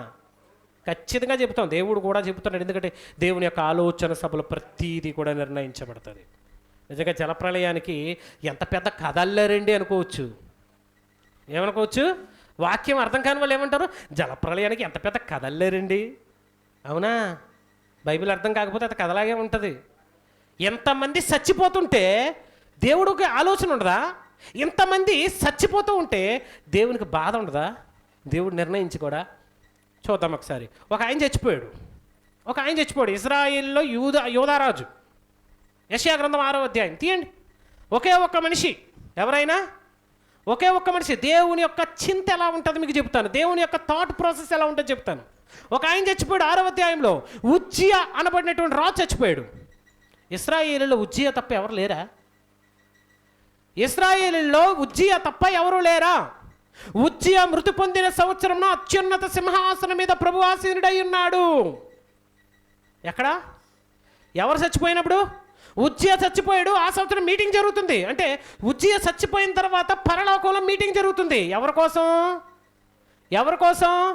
చచ్చిపోయిన ఉజ్జియా స్థానాన్ని భర్తీ చేయడం కోసం ఒక వ్యక్తి కావాలి, వన్ మ్యాన్. ఎందుకంటే ఆ ఒకే ఒక వ్యక్తి ఇశ్రాయేలుకి ఏం చేయాలి? నా తరపున నా మాటలను ఏం చేయాలి? చెప్పాలి. నా మాటల్ని నా తరపున చెప్పాలి. కాబట్టి ఇశ్రాయేలుని ఫిల్టర్ చేయాలి. ఇప్పుడు ఉజ్జియా మృతి పొందిన సంవత్సరం అత్యున్నత సింహాసనం మీద ప్రభువు ఏమై ఉన్నాడు? ప్రభు అనగానే మరలా 3 దేవుళ్ళు ఉన్నారు. ఎక్కడున్నారు 3 దేవుళ్ళు? అక్కడ సింహాసనం మీద. పాత నిబంధనలో ఎక్కడ సింహాసనం మీద ఒక్కడే కనబడతాడు. పక్కన కుడి పక్కన కానీ ఎడం పక్కన కానీ దేవదూతలు 24 పెద్దలు 4 జీవులు తప్ప ఇంకెవరు కనబడరు. పాత నిబంధనలో కనబడినటువంటి దేవుడు కొత్త నిబంధనకు వచ్చేసరికి 3 అయిపోయాడా? 3 అయిపోయారా? వాక్యం ఏమర్థమైంది? ప్రభు ఒకడిని చూచి తిని అని రాయబడింది. అక్కడ క్లియర్గా మెన్షన్ చేశాడు. అక్కడ ఇదిగో అత్యున్నత సింహాసనం మీద ప్రభు ఆసీనుడై ఉండగా చూసి తిని ఆయన వారి అంట్ల ఏమంటున్నాడు? ఆయన చొక్కాయి ఒకడున్నాడు. ఆయన చొక్కాయి యొక్క అంచులు ఎలాంటి చొక్కాయి? ఇలా నిలువుటంగి వేసుకున్నాడు. ఆ అంచులట దేవాలయం, నేను వేసుకున్న చొక్కా అంచులు ఆ గడపల వరకు వెళ్ళిపోయి, అంత పెద్ద సట్ట వేసుకున్నాను నేను. చొక్కాయి అంచులు దేవాలయమును నిండిపోయింది. దేవాలయం మొత్తం నిండిపోయింది. ఆయనకు పైగా ఇప్పుడు ఎవరున్నారు? ఆయనకు పైగా కుడివైపును ఎడవైపున ఎవరున్నారు? కుడివైపునేమో పెద్ద కొడుకు, ఎడవైపునేమో చిన్న కొడుకు ఉన్నాడా? పెద్ద కొడుకు ఏమో కుడి పక్కన కూర్చున్నాడంటే, చిన్న కొడుకు ఎక్కడ కూర్చున్నాడట? ఎడం పక్కన కూర్చున్నాడట. మరి ఈ కొడుకు ఎక్కడ కూర్చుంటాడో? వాక్యాన్ని అర్థం చేసుకోండి, నీట్గా అర్థం చేసుకోండి. వాక్యంలాగా ఉంటుంది. అక్షరాన్ని చూసి మోసపోతున్నారు. అక్షరం చంపేస్తుంది, ఆత్మ జీవింప చేయును. ఇక్కడ చూడండి, ఒకడిని చూసి తిని అతని సొక్కాయి అంచులు దేవాలయము మట్టుకు నిండుకొని ఉండెను. తర్వాత కింద సందర్భానికి వచ్చేస్తానంటాడు, ఇదిగో మా నిమిత్తము. మళ్ళీ ఏమంటున్నాడు ఇక్కడ? మా నిమిత్తం ఉన్నాడు ఒకడే, పైన అంటున్నాడు యెహోవాను చూచి తిని ఒక్కడిని చూచి తిని, ఆ ఒక్కడు అంటున్నాడు మళ్ళీ మా నిమిత్తం ఎవడు పోవును. మా నిమిత్తం అంటే మా నిమిత్తం అనగానే సభ తరపున ఎవరు వెళ్తారు? ఈ సభకు భూలోకం నుండి కూడా ఒకడు అటెండ్ అయ్యాడు. ఈ సభకు భూలోకం నుంచి కూడా ఒకరు అటెండ్ అయ్యారు. ఎవరు చూస్తున్నారు ఈ సభను? యెషయా చూస్తున్నాడు. ఎవరు చూస్తున్నారు ఈ సభను? అంటే చూస్తున్నాడు అంటే ఈ సభలో అటెండెన్స్ ఎవరికి ఉంది? ఇక్కడ యెషయాకు ఉంది. యెషయాకు అటెండెన్స్ ఉంది కాబట్టి సభలో మాట్లాడుతున్నాడు. అతను సభలో మాట్లాడుతున్నాడు. ఏమని? ఇందాక అడిగాడు కదా యోబుని, నువ్వు ఒక్కడవే జ్ఞానవంతుడివా? దేవుని ఆలోచన సభలో చేరి ఎప్పుడైనా మాట్లాడావా? ఎవరు మాట్లాడుతున్నారు సభలో? యెషయా మాట్లాడుతున్నాడు. కిందకు వచ్చేసరికి 8వ వచనం దగ్గరకు వచ్చేసరికి ఏమంటున్నాడు? అప్పుడు నేను ఎవరిని పంపెదను? అప్పుడు నేను ఏమంటున్నాడు? అప్పుడు నేను ఎవరిని పంపేదను? నేను ఎవరిని పంపుతాను? మా నిమిత్తము ఎవడెళ్తాడు? మా నిమిత్తం అంటే మేమందరం ఒక నిర్ణయం తీసుకున్నాం, ఒకరిని పంపించాలి. సభలో ఏం చేసుకున్నాం? అమ్మా 4 పెద్దలు ఉన్నారు అనుకోండి, గ్రామ సభలోనూ ఒక 4-5 పెద్దలు ఉంటారు. ఒక్కడే మాట్లాడింది అందరూ ఒప్పేసుకుంటారా? 4 కూర్చొని ఒకసారి మాట్లాడుకొని ఒక నిర్ణయం తీసుకొని వచ్చి ఏం చేస్తారు? ఈ సభలో ఉన్న పెద్దలందరి తరపున మాట్లాడుతున్నాను, ఇదిగో ఇది అని అంటారు కదా. ఎగ్జాక్ట్లీ ఇదే మా నిమిత్తం అంటే దేవుడు వాళ్ళతో సమానంగా తక్కువ చేసుకున్నాడని కాదు. అక్కడ దేవుడు నీకు నాకు ఎలాగైతే జ్ఞానం ఇచ్చాడో, దేవదూతలకు కూడా ఏమిచ్చాడు? జ్ఞానం ఇచ్చాడు. నీకు నాకు ఎలాగైతే స్వేచ్ఛనిచ్చాడో దేవదూతలు కూడా స్వేచ్ఛనిచ్చాడు. అందుకే స్వేచ్ఛనిచ్చాడు కాబట్టి ఆలోచించే శక్తి వారికి ఉన్నది. ఆలోచించే శక్తి వారికి ఉన్నది కాబట్టి పాపము చేసేటువంటి శక్తి కూడా వారికి ఏర్పడింది. పాపం ఎందుకు చేశారు? వాళ్ళు రోబోట్లు కాదు. దేవుడు రోబోల్లా దేవదూతలు వాడేసుకుంటాడని బటన్స్ నొక్కితే ఏం చేయమంటే అయ్యే చేస్తారని అనుకోకండి. దేవదూతల్ని దేవుడు కంట్రోల్ చేస్తున్నాడు, బట్ వాటికి కూడా దేవుడు స్వేచ్ఛనిచ్చాడు. మన దేవుడు స్వార్థపరుడు కాదు. దేవునికి మహిమ కలుగునుగాక. అక్కడ మాట్లాడుతున్నాడు సభ తరపున, మా నిమిత్తం ఎవడు పోవును? మళ్ళీ మా నిమిత్తం అనగానే ఇక్కడ మళ్ళీ 3 కలిపేకండి. అక్కడ దేవదూతల సభలో ఎవరెవరు ఉన్నారని రాయబడింది. పైన 2-3 వచనాలు ఏమని రాయబడింది? యెహోవా ఉన్నాడు, ఆయనకు కెరూబులు ఉన్నారు, శరాపులు ఉన్నారు, 24 పెద్దలు ఉన్నారు, కోటాను కోట్ల దేవదూతలు ఉన్నారు. అంతకు మించి ఇంకెవరైనా ఉన్నారా? చిన్న దేవుడు, పెద్ద దేవుడు, 3వ దేవుడు, 4వ దేవుడు ఎవరు ఉన్నారా? మరి ఇక్కడ లేనిది ఇక్కడ ఎలా వస్తారు? లేనిది ఇక్కడికి ఎలా వస్తారు? లేదు కదా. అక్కడ ఉన్నది దేవుడు ఉన్నాడు, 24 పెద్దలు ఉన్నారు, కెరూబులు ఉన్నారు, శరాపులు ఉన్నారు, 4 జీవులు ఉన్నాయి. అంతకు మించి ఎక్స్ట్రాగా ఏమీ లేదు. ఏజ్కేల్ కూడా చదవండి. ఏజ్కేల్ క్లియర్గా ఆకాశం తెరవబడిన తర్వాత పరలోకాన్ని చూస్తున్నాడు. దేవుడు ఉన్నాడు, 24 పెద్దలు ఉన్నారు, 4 జీవులు ఉన్నాయి, 4 జీవుల కింద 4 చక్రాలు, అగ్ని చక్రాలు ఉన్నాయి, కోటాను కోట్ల దేవదూతలు ఆయన కుడి పక్కన ఎడం పక్కన ఉంటే, కుడి పక్కన పెద్ద కొడుకుని ఎడం పక్కన చిన్న కొడుకుని వీళ్ళు చెప్తున్నారు. అంటే వాక్యం అర్థం కాకపోతే అర్థమయ్యే వాళ్ళని అడగరు, మళ్ళీ హేళన చేయడం కొంత. ఇక్కడ రాయబడిన సందర్భాలు మీరు చూడండి. పరలోకములో ఏం జరుగుతుంది అది కరెక్ట్గా చూస్తున్నాడు. కిందకు వచ్చేసరికి అని అంటున్నాడు, ఎవరిని పంపెదును? మా నిమిత్తం ఎవడు పోవుననగానే అంతటా నేను అనగానే మహానుభావుడు ఈ నేను అన్న దగ్గర యేసుక్రీస్తు అని రాసేసుకున్నారండి. సొంత బైబిల్లో ఏమని రాసేసుకున్నారు? అంతటా నేను అనగానే యేసుక్రీస్తు అని రాసేసుకున్నారు. ఏంటి నేను అంటే యేసుక్రీస్తా? నేను అని అంటున్నాడు అంటే ఏంటది? గ్రంథకర్త అని అర్థం. అక్కడ కామన్ సెన్స్ ఉంటే అర్థమైపోద్ది. అక్కడ నేను అంటున్న వ్యక్తి ఎవరు? అంతటా నేను అంటే ఆ విషయాన్ని రాస్తున్నటువంటి నేను, చూస్తున్నటువంటి నేను, దయచేయండి ప్రభువా నేనున్నాను నన్ను పంపుము అని అన్నప్పుడు ఆయన నీవు పోయి జనులతో ఇట్లను. ఎవరు వెళ్ళాలి? నీవు పోయి, యెషయా నీవు పోయి ఇశ్రాయేలుతో ఇలాగూ చెప్పు. నువ్వు వెళ్ళి ఇశ్రాయేలుతో ఇలా చెప్పు, మీరు నిత్యము వింటారు. ఇశ్రాయేల్ వినాలంటే ఇశ్రాయేలీయుడై ఉండాలి. ఇశ్రాయేల్ వినాలంటే బయటోడు వచ్చి చెప్తే ఇశ్రాయేల్ వినరు. నువ్వు 100 చెప్పు, వినరు. కేవలం ఇశ్రాయేల్ వినాలంటే వాడు ఇశ్రాయేలీయుడై ఉండాలి. ఖచ్చితంగా ఆ 12 గోత్రాల్లోంచి వచ్చేవాడై ఉండాలి. అందుకే నువ్వు పోయి ఎట్లనుము, ఇదిగో ఈ జనులు వింటారు కానీ వినలేనట్టుగా ఉంటారు, చూస్తారు కానీ చూడని వారుగా ఉంటారు. అంటే వాళ్ళ హృదయంలోకి వెళ్తుంది కానీ గ్రహించరు, వాళ్ళ మనసులోకి వెళ్తుంది కానీ వాళ్ళు చూడరు, గ్రహించలేరు. వాళ్ళ హృదయం క్రొవ్వినది. కాబట్టి వాళ్ళందరినీ కూడా నువ్వు ఏం చేయాలి? వాక్యం చేత నా మాటలు చెప్పి వారిని లైన్లోకి తీసుకొని రావాలి అన్నప్పుడు యెషయా గారు అంటారు, ప్రభు అన్నీ బాగున్నాయి కానీ అక్కడికి వెళ్ళి చెప్పాలి, ప్రభువా నిన్ను చూశాను, నువ్వేంటి, నీ పరిశుద్ధత ఏంటి, నీ గొప్ప ఆ మహత్యం ఏంటి, నేనేంటి పాపిని ప్రభువా, అపవిత్రమైన పెదవులు గలవాడిని ప్రభువా, పనికిరాని వాడిని ప్రభువా. ఎంత తగ్గించుకుంటున్నాడు యేసయ్య? నన్ను పంపు మన దగ్గర యేసయ్య నెట్టేసి అపవిత్రమైన పెదవులు గలవాడిని అన్న చోట ఎవరు నెడతారు? యేసయ్య అపవిత్రమైన పెదవులు కలిగిన వాడా? అపవిత్రమైన ప్రజల మధ్య నివసించాడా? ఇంకా భూమి మీదకి వచ్చాడా? అప్పటికి శరీరధారి వచ్చాడా? అరే, కనీసం వాక్య అవగాహన కొత్త నిబంధన ఎప్పుడు రాయబడింది, పాత నిబంధన ఎప్పుడు రాయబడింది, యెషయా గ్రంథం ఎప్పుడు రాయబడింది? ఈ అవగాహన లేకుండా వాక్యాన్ని చదివి అర్థం చేసుకుంటున్నారు. ఆయన అంటున్నటువంటి మాట చూడండి, సందర్భాన్ని చూడండి.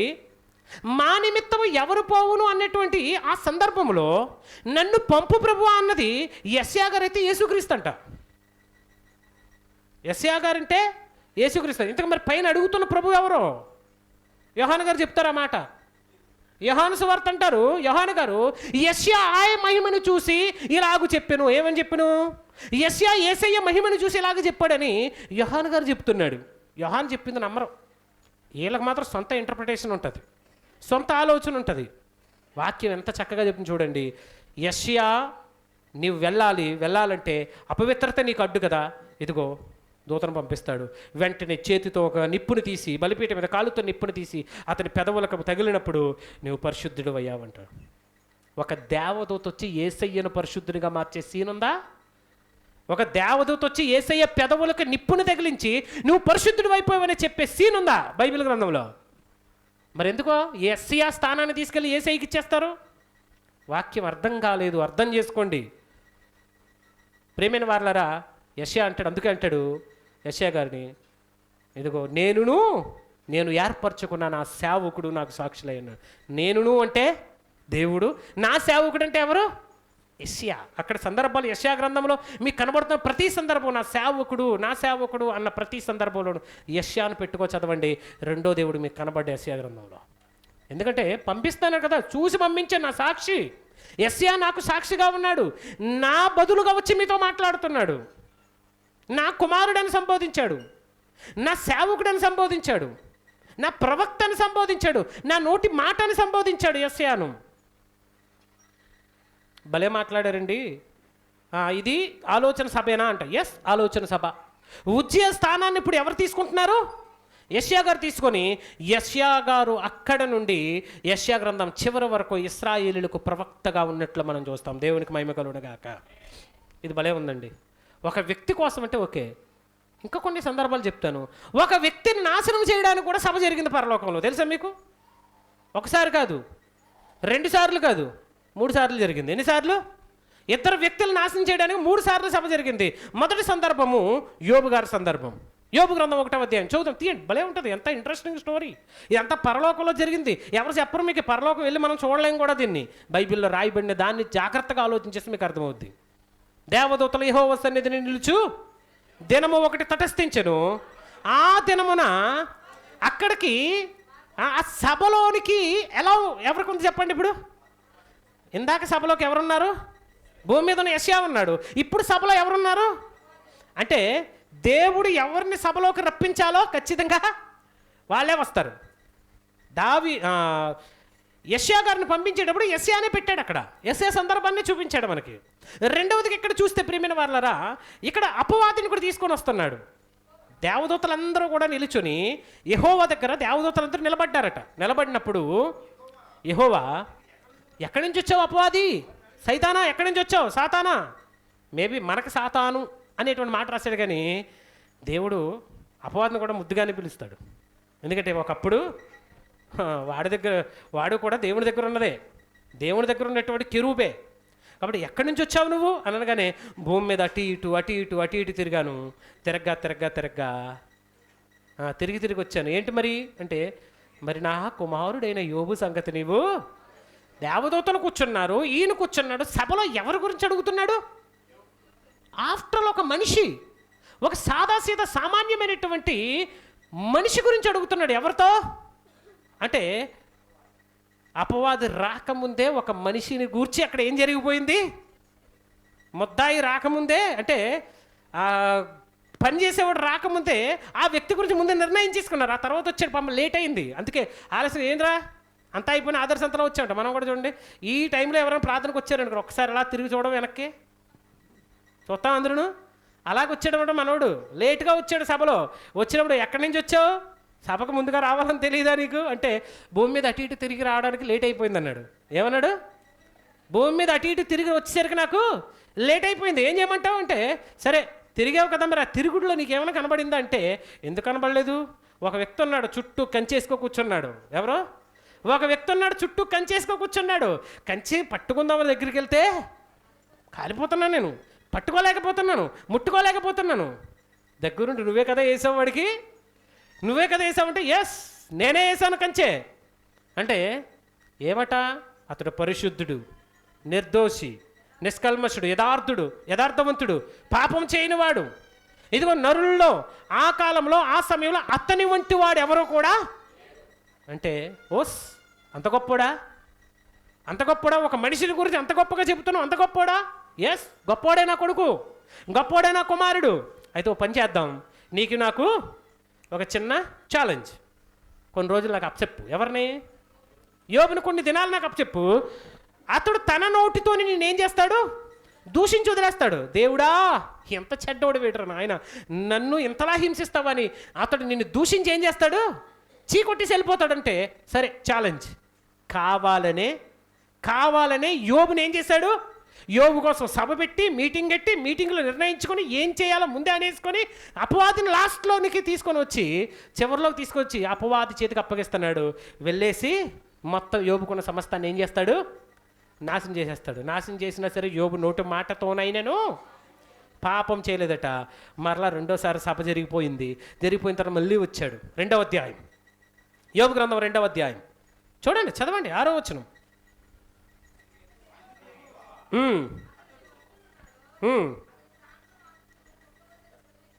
ఇక్కడ చూడండి, అతడు నీ యొద్దనున్నాడు, అతని ప్రాణమును మాత్రము ముట్టవద్దు, అతడు నీ వశమున ఉన్నాడు, అతని ప్రాణాన్ని ముట్టుకోవద్దు. రెండోసారి సభలో. అయితే ఈసారి నువ్వు ఒక పని చేయి. ఏమంటుందండి? అపవాది చర్మమును కాపాడుకునేటికై, చర్మమును తన ప్రాణమును కాపాడుకునేటికై తన కలిగినది యావత్తును నరుడిస్తాడు. కాబట్టి ఒకసారి అతడు శరీరాన్ని నాకు అప్పగించన్నాడు. రెండో సభలో ఏమన్నాడు? శరీరాన్ని. మొదటి సభలో ఉన్నదాన్ని కోరుకున్నాడు, రెండో సభలో శరీరాన్ని కోరుకున్నాడు. సరే శరీరాన్ని హింసించుకో, కానీ ప్రాణాన్ని మాత్రం నువ్వేం చేయొద్దు అంటే, అపవాది ప్రాణాన్ని తీసే శక్తి కలిగిన వాడు. మనకి ఉరులొట్టి చంపేస్తాడు. ఉరి తీసుకొని ఎందుకు చచ్చిపోతున్నారు? సూసైడ్ చేసుకొని ఎందుకు చచ్చిపోతున్నారు? వాడేసిన ఉరులే. ఇంకా బతుకుతావా? ఎవరి కోసం బతుకుతావు? బయటికి వెళ్తే నిన్ను అందరూ చీ అనరు. ఈ బతుకు బతకడం కంటే చచ్చిపో. ఇలాగే నిన్ను ప్రేరేపించి నిన్ను ఏం చేస్తాడు? చంపించేస్తాడు వాడు. ఇస్కరియోతు యూదాను కూడా అలాగే కదా చంపేశాడు. ఇస్కరియోతు యూదాను ఏం చేశాడు? అలాగే చంపేశాడు. ఇక్కడ కూడా సేమ్ అంతే. ఎప్పుడైతే చర్మాన్ని కూడా నాశనం చేస్తాడో, ఇప్పుడు శోధించడానికి పక్క నుంచి అమ్మగారు వచ్చారు. ఇంకా యథార్థతో ఉంటావా? ఇంకా దేవుణ్ణి వదిలేట్టకుండా ఉంటావా? వదిలేసి చీ అనేసి దేవుణ్ణి ఏం చేయి? దేవుణ్ణి దూషించి చచ్చిపో. ఏమంటుంది? దేవుణ్ణి దూషించేసి చచ్చిపో అంటే లేని ఆలోచన. ఇంతగా యోబుకి రాని ఆలోచన అంటారు ఇది. చచ్చిపోతే ఏం జరుగుతుందో యోబుకి తెలియని ఆలోచన అంటారా? అన్నీ తెలుసు. అందుకే అంటాడు, భార్యని ఏం కోపగించుకోలేదు కానీ మూర్ఖురాల్లో మాట్లాడుతున్నావు. ఇలాంటి మాటలు మనము మాట్లాడకూడదు. మేలు అనుభవించినప్పుడు కీడును కూడా మనం ఏం చేయాలి? మేలు వచ్చినప్పుడు ఓ నా దేవుడు అన్నావు, కీడు వచ్చినప్పుడు కూడా దేవునికి స్తోత్రం చెప్పు అన్నాడు. దేవునికి స్తోత్రం కలుగునుగాక. అది ఇప్పుడు 2 సార్లు ఆలోచన సభ ఎవరి కోసం జరిగింది చెప్పాలి? ఎన్నిసార్లు జరిగింది? 2 సార్లు. అహాబు గురించి కూడా పరలోకంలో సభ జరిగింది. తెలుసా మీకు? ఎవరి గురించి? అహాబు. ఎవరు అహాబు? అహాబ్ ఎవరు? Who is the Ahab? Jezebel భర్త, ఇజ్రాయిల్ రాజు. ఎవరైనా ఇజ్రాయిల్కి రాజు. ఈ అహాబు ఒకానొక సమయంలో నాబోతు అనబడినటువంటి ఒక పేదవాని ద్రాక్ష తోట నిమిత్తం నాబోతుని ఏం చేస్తాడంటే, అతని ద్రాక్ష తోటలోనే చంపేసి ఈడ్చి పడేస్తే ఆ రక్తాన్ని కుక్కలు నాకుతాయి. ఎవరు నాకుతాయి? అప్పుడు ప్రవక్త అయినటువంటి ఏలియా వచ్చి, ఇదిగో అహాబు నువ్వు చేసింది తప్పు. ఇదిగో ఏ రక్తాన్నైతే నువ్వు చిందింపజేసావో, ఏ నాబోతు రక్తం అయితే కుక్కలు నాకాయో, అదే నీ రక్తాన్ని కూడా కుక్కలు ఏం చేస్తాయి? నాకుతాయి అన్నాడు. ఇప్పుడు దేవుడు పనిలో పడ్డాడు. అసలే ఏలియాకి నోటు దొరద ఎక్కువ. మనం ఎప్పుడు చెప్పుకుంటాం కదా, ఏలియా ఓ మాట జారేసాడంటే దేవుడు ఏం చేయాలి? ఇప్పుడు అనవసరంగా ఏమన్నాడు? ఆకాశం వర్షం కురవకుండును కాక అన్నాడు. ఎన్ని సంవత్సరాలు? 3.5 సంవత్సరాలు దేవుడు పని చెప్పాడు. ఎవరు? మళ్ళీ ఆకాశంలో వర్షం వచ్చిన కాక అన్నాడు. ఇది ఎక్కడ బాధరా బాబు? ఏ ముసలాడు ఏం చేస్తున్నాడు? చంపేస్తున్నాడు నన్ను. ఇసికించేస్తున్నాడు.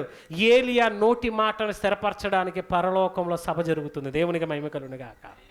ఎప్పుడైతే ఏలియా ఈ మాటను మాట్లాడాడో రాజుల 2వ గ్రంథానికి వెళ్ళిపోదాం. ఇప్పుడు చూద్దాం మనం రాజుల 2వ గ్రంథము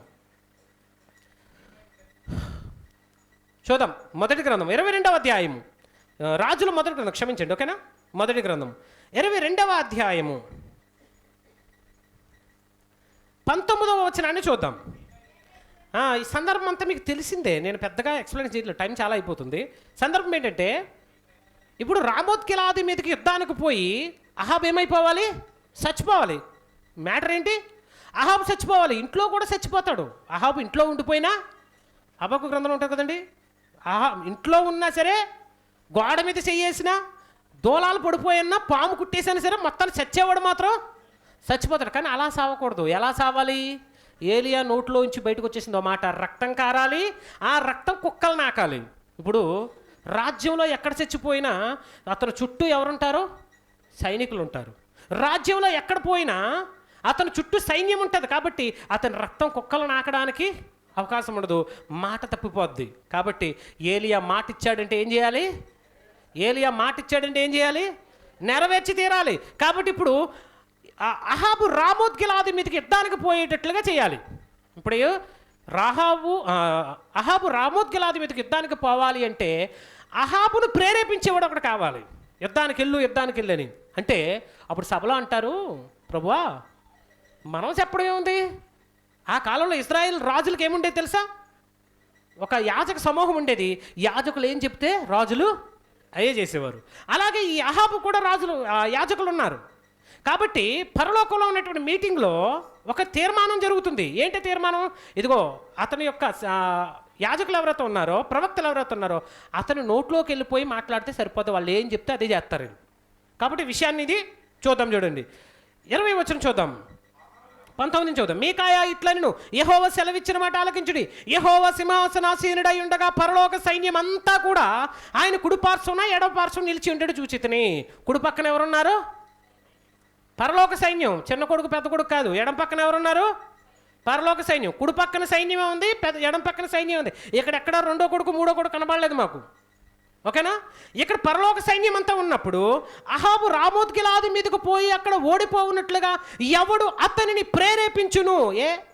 ప్రేరేపించకపోతే దేవుడు పక్కకి తీసుకెళ్ళి చంపేయడం దేవుడు తెలీదా చెప్పండి. దేవుడు ఒక నరుణ్ణి చంపడం పెద్ద పనా? చెప్పాలి. ఒక మనిషిని చంపడం ఒక పెద్ద పనేం కాదు, చాలా ఈజీ. కానీ ఇక్కడ జరిగిన సందర్భం చూడండి. అహాబు రామోత్ గిలాది మీదకు పోయి అక్కడ ఓడిపోవున్నట్లుగా అతనిని ఎవరు ప్రేరేపించినని యెహోవా సెలవీయగా అంటే బుద్ధి లేని దేవుడికి బుద్ధి ఇస్తున్నారు అనమాట. వీళ్ళు బుద్ధి లేదా దేవుడికి, జ్ఞానం లేదా దేవునికి, సలహా ఎవరిది? దేవుడిదే. ఆ సలహాలో మీరేమంటున్నారు చెప్పండి అన్నాడు. అంతే దేవదూతలు అన్నప్పుడు దేవదూతలు అందరూ కూడా వచ్చి అంటాడు, ఒకడు ఈ విధంగాను మరి ఒకడు ఆ విధంగాను ఏం చెప్తున్నారట? ఆలోచన చెప్తున్నారట. దేవుడికి ఆలోచన చెప్పడం పెట్టాడు బాబు. తెలివైనవాడు కదండి దేవుడు, చాలా తెలివైనవాడు. దేవుడు ఏదనుకుంటాడు అదే చేస్తాడు. ముందు చెప్పేశాడు, అహాబు పోయి రామోత్ గిలాది మీదకి పోయి యుద్ధంలో చచ్చిపోవాలి. విషయం ఇది, మీరు ఏం చేస్తారో మీ ఇష్టం.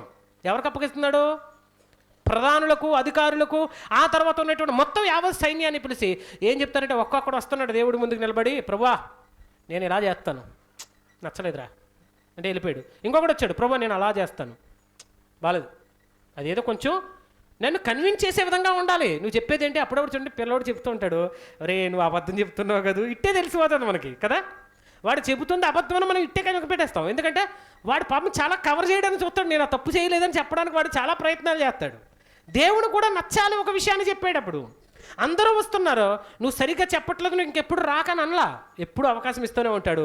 అందులో ఎవరు బెస్ట్గా చెప్తారో వారి ఆలోచన దేవుడు ఏం చేస్తాడు? ఇంప్లిమెంట్ చేస్తాడు. దేవునికి మహిమ కలుగును గాక. ఇక్కడ కూడా అది జరుగుతుంది. అహాబు రామోత్ గిలాది మీదకు పోయి చచ్చిపోయినట్లుగా ఎవడు ప్రేరేపిస్తాడని కానీ ఒక ఆత్మ వచ్చి ఇలాగ చెప్తుంది, ఒక ఆత్మ వచ్చి అలాగ చెప్తుంది. ఇంతలో ఒకడు వచ్చి ఇలా అంటున్నాడు, నేను నిలవబడి నేను అతన్ని ప్రేరేపిస్తాను. యెహోవా ఎలా ప్రేరేపిస్తావు? నువ్వు ఏ ప్రకారంగా నువ్వు ప్రేరేపిస్తావని అడగగా అందుకతడు, నేను బయలుదేరి అతని ప్రవక్తలందరి నోట అబద్ధమాడే ఆత్మగా ఉంటాను. ఎలా ఉంటాను? దేవునికి మహిమ కలుగును గాక. టైం ఎక్కువైపోతుందా? అవునండి, పర్వాలేదు, వేటకెళ్ళిన రోజు కదా. నేను ఎలా ఉంటాను? అబద్ధమాడే ఆత్మగా ఉంటాను. మొత్తం నేను తెగ్గొట్టి పడేద్దాం ఈరోజు, అది కానీ ఈ రోజుతో అయిపోవాలి, ఇంక ఉండకూడదు. నేను ఎలా ఉంటాను? అబద్ధమాడే ఆత్మగా ఉంటానని ఒక ఆత్మ వచ్చి సలహా ఇచ్చింది. ఎవరికి? దేవునికి. బైబిల్లో మాట ఉంటుంది, ఆయనకు ఆలోచన చెప్పువాడు ఎవడో, కానీ అవసరమైనప్పుడు ఆయనకు అవసరం అంటే తెలియక కాదు, ఆయనే ఆలోచన అడుగుతాడు. అందుకే మనిషికి కూడా స్వేచ్ఛ ఇచ్చాడు. మనిషికి కూడా స్వేచ్ఛనిచ్చాడు దేవుడు. ఎంత స్వేచ్ఛనిచ్చాడో తెలుసా? నిన్ను ప్రేమించి నీకోసం స్వేచ్ఛనిచ్చి నువ్వు నీతిమంతుడుగాను నువ్వు పరిశుద్ధంగా జీవించాలని నీకు ఎంతో స్వేచ్ఛనిచ్చాడు. కానీ మనిషి మాత్రం ఏం చేయట్లేదు? దాన్ని వినియోగించుకోవట్లేదు. దాన్ని పాపానికి ఆ స్వేచ్ఛను వినియోగించుకుంటున్నాడు. పౌలు అంటాడు కదా, అట్లయితే కృప విస్తరించవలనే పాపం మందు నిలుచుందామా? అలా అయితే మనకు ఇవ్వబడిన స్వేచ్ఛ దుర్వినియోగం అయిపోతుంది కదా. అలా అయితే దేవుడు మనకిచ్చినటువంటి స్వేచ్ఛను మనం దుర్వినియోగం చేసుకుంటున్నాం కదా. తప్పు అలా చేయకండి అని పౌలు గారు స్పష్టంగా విషయాన్ని చెప్తున్నాడు. దేవదూతలకు ఇవ్వబడేటువంటి స్వేచ్ఛ ప్రకారం మీరు చెప్పండి అన్నప్పుడు ఒక దేవదూత వచ్చి, నేను అందరి నోట అబద్ధమాడు ఆత్మగా ఉంటా అన్నాడు. భలే ఉంది. ఏం చేస్తావు అంటే, అతని ప్రవక్తలందరితో, రాజా మీకు జయం, మీరు యుద్ధానికి వెళ్ళండి అని చెప్తే రాజు ఏం చేస్తాడు?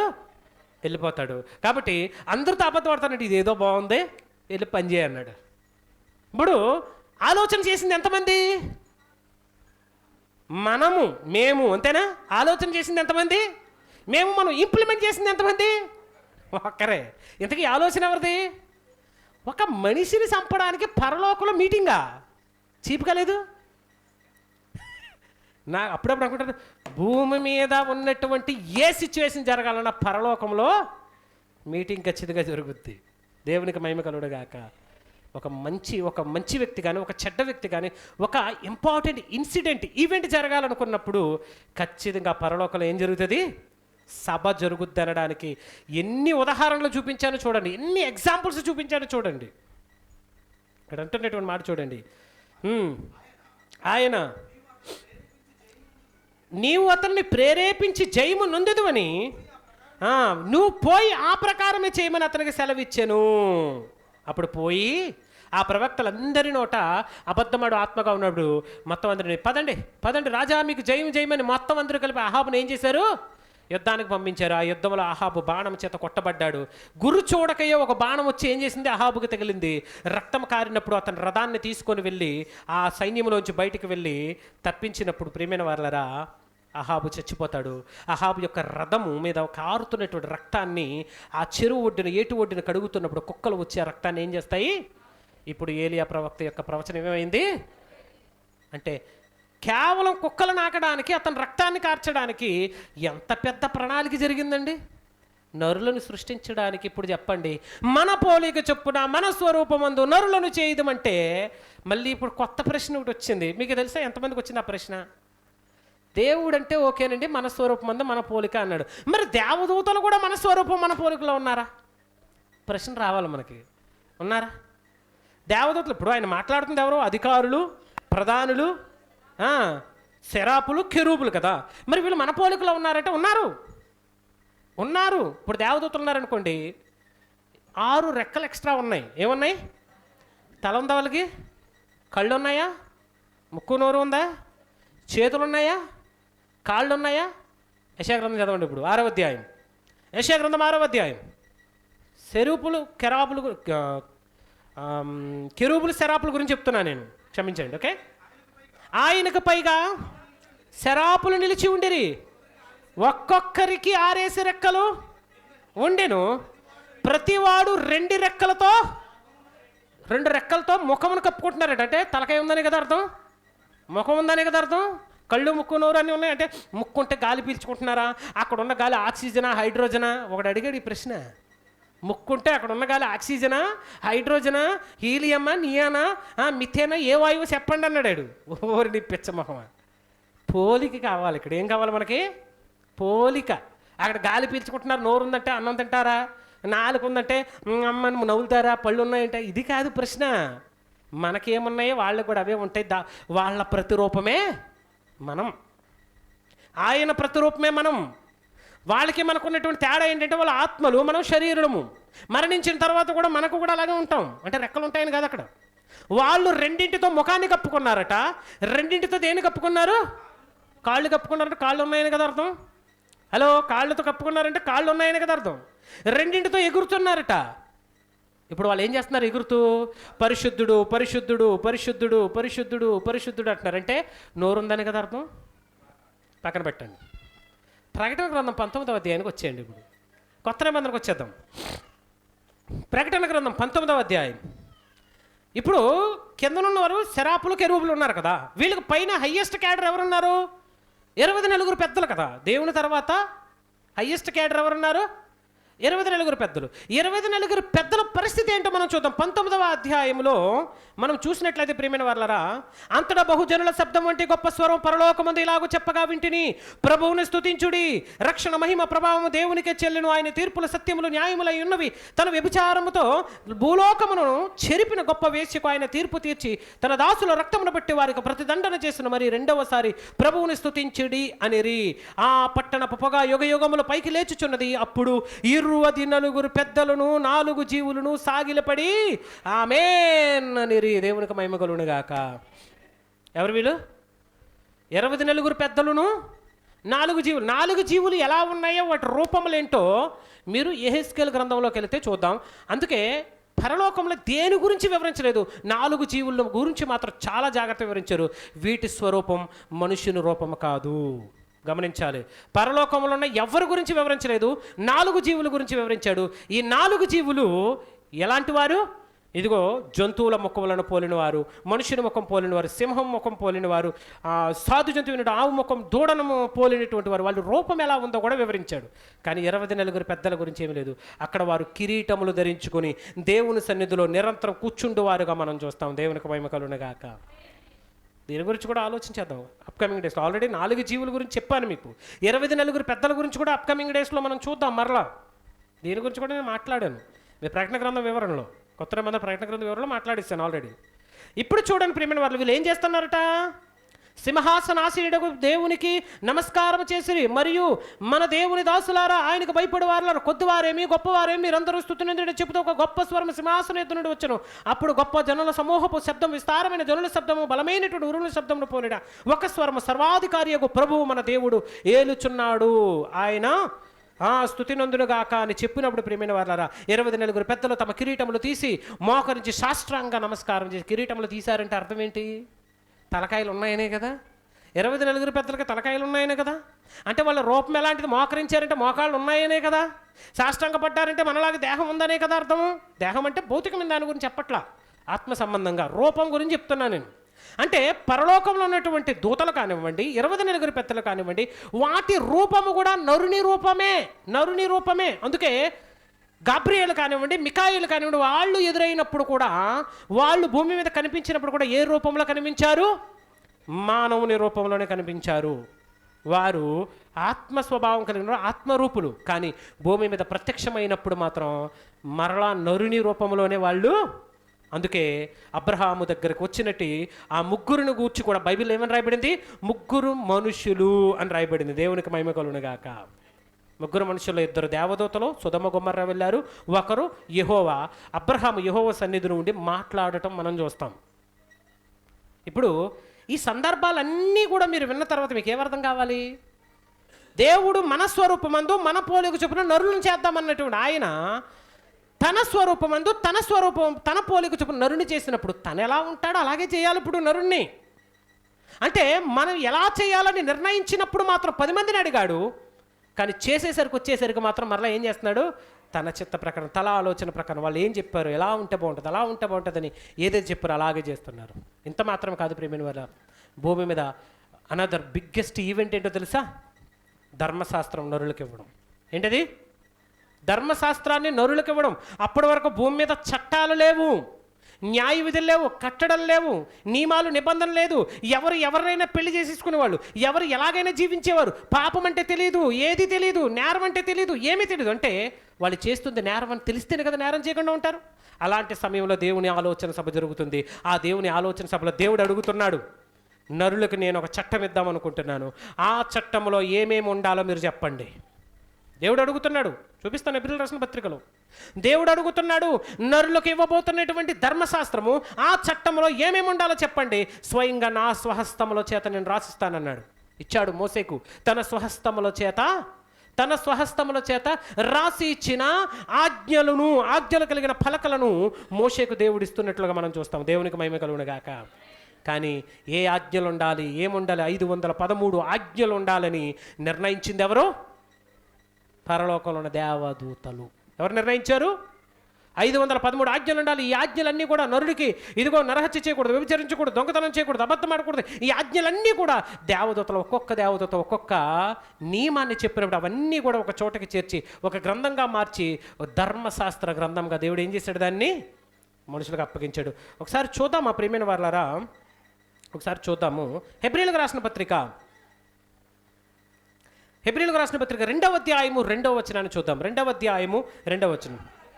ఎందుకనగా దేవదూతల ద్వారా పలుకబడిన వాక్యము ఏం చేయబడిందట?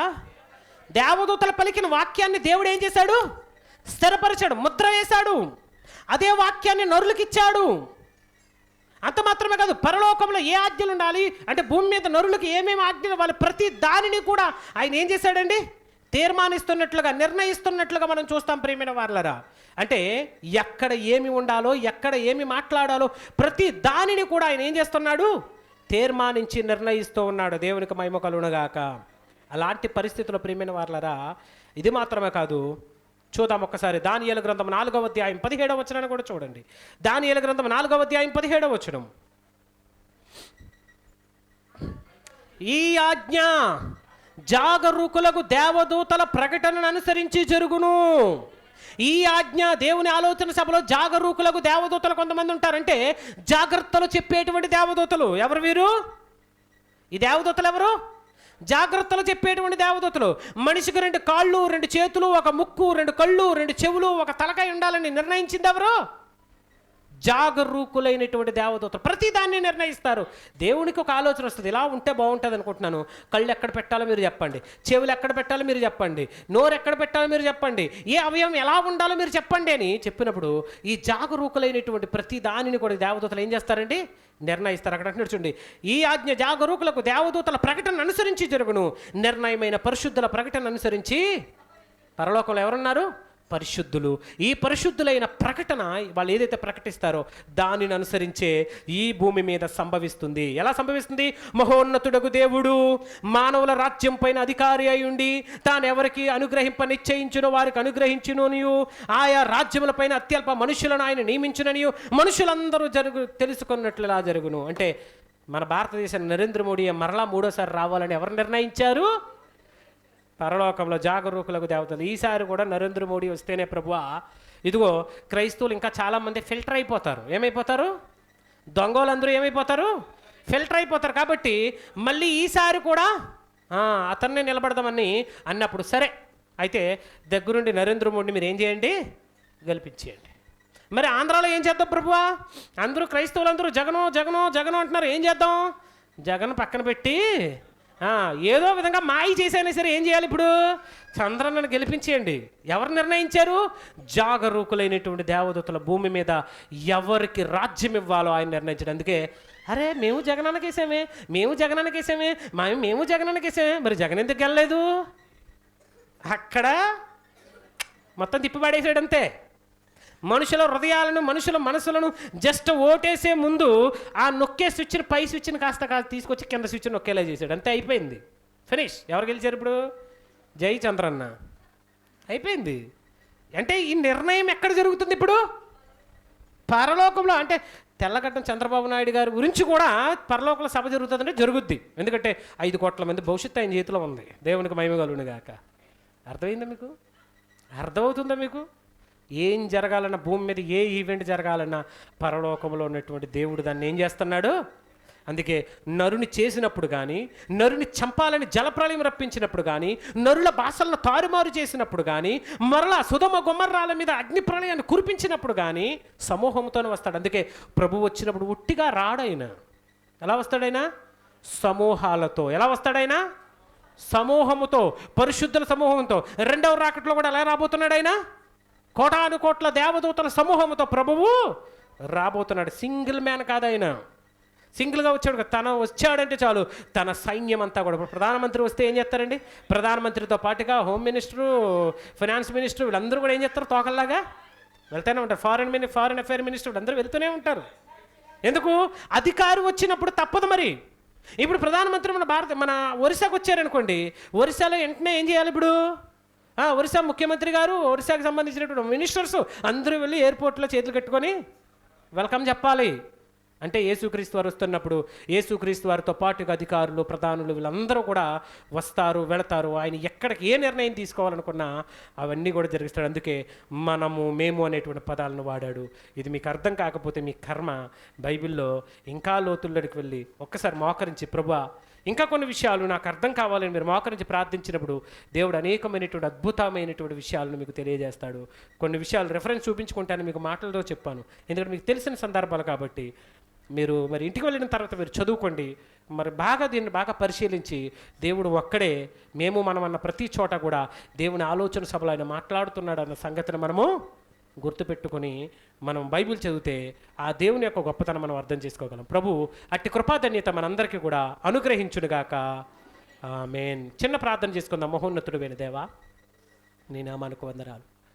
యేసయ్యా, ఇదిగో తండ్రి, మీ ఆలోచన సభలో ప్రతి చిన్న విషయాన్ని కూడా మీరు నిర్ణయిస్తారని, దేవదూతల ద్వారా పలకబడినటువంటి ప్రతి మాట తండ్రి భూమి మీద మనుషుల విషయంలో మీరు నెరవేరుస్తారని మేము విన్నాము, నేర్చుకున్నాము తండ్రి. ఈ మాటను మర్చిపోకుండా విశేషమైన జాగ్రత్తను కలిగి మా ఈ బ్రతుకులో, మా ఈ జీవితంలో మేము ముందుకు తీసుకొని వెళ్ళటకు నీ సహాయం దయచేయమని ప్రార్థిస్తూ, ఈ వాక్యాన్ని వింటున్నటువంటి మా ప్రియులు, మా సహోదరులు, సోదరిమణులు వారిని అందరినీ మీరు జ్ఞాపకం చేసుకొని ప్రతి ఒక్కరికి తండ్రి మీ సహాయం దయచేయండి నాయన. వారి వ్యాపారంలోనూ, వారి ఉద్యోగంలోనూ, వారి పరిపాట్లలోనూ, వారి బిడ్డల విషయంలోనూ నీ సహాయం, నీ కృప తోడుగా ఉండ దయచేయమని ప్రార్థిస్తూ ఉన్నాం. వచ్చిన మీ పిల్లలందరినీ దీవించండి. లైవ్ వీక్షిస్తున్నటువంటి మా ప్రియులు తండ్రి, మా సోదరిమణులు, సహోదరులు వారందరినీ కూడా మీరు జ్ఞాపకం చేసుకోమని ప్రార్థన చేస్తూ యేసుక్రీస్తు నామములో ప్రార్థన అడుగుచున్నాము తండ్రి. ఆమేన్.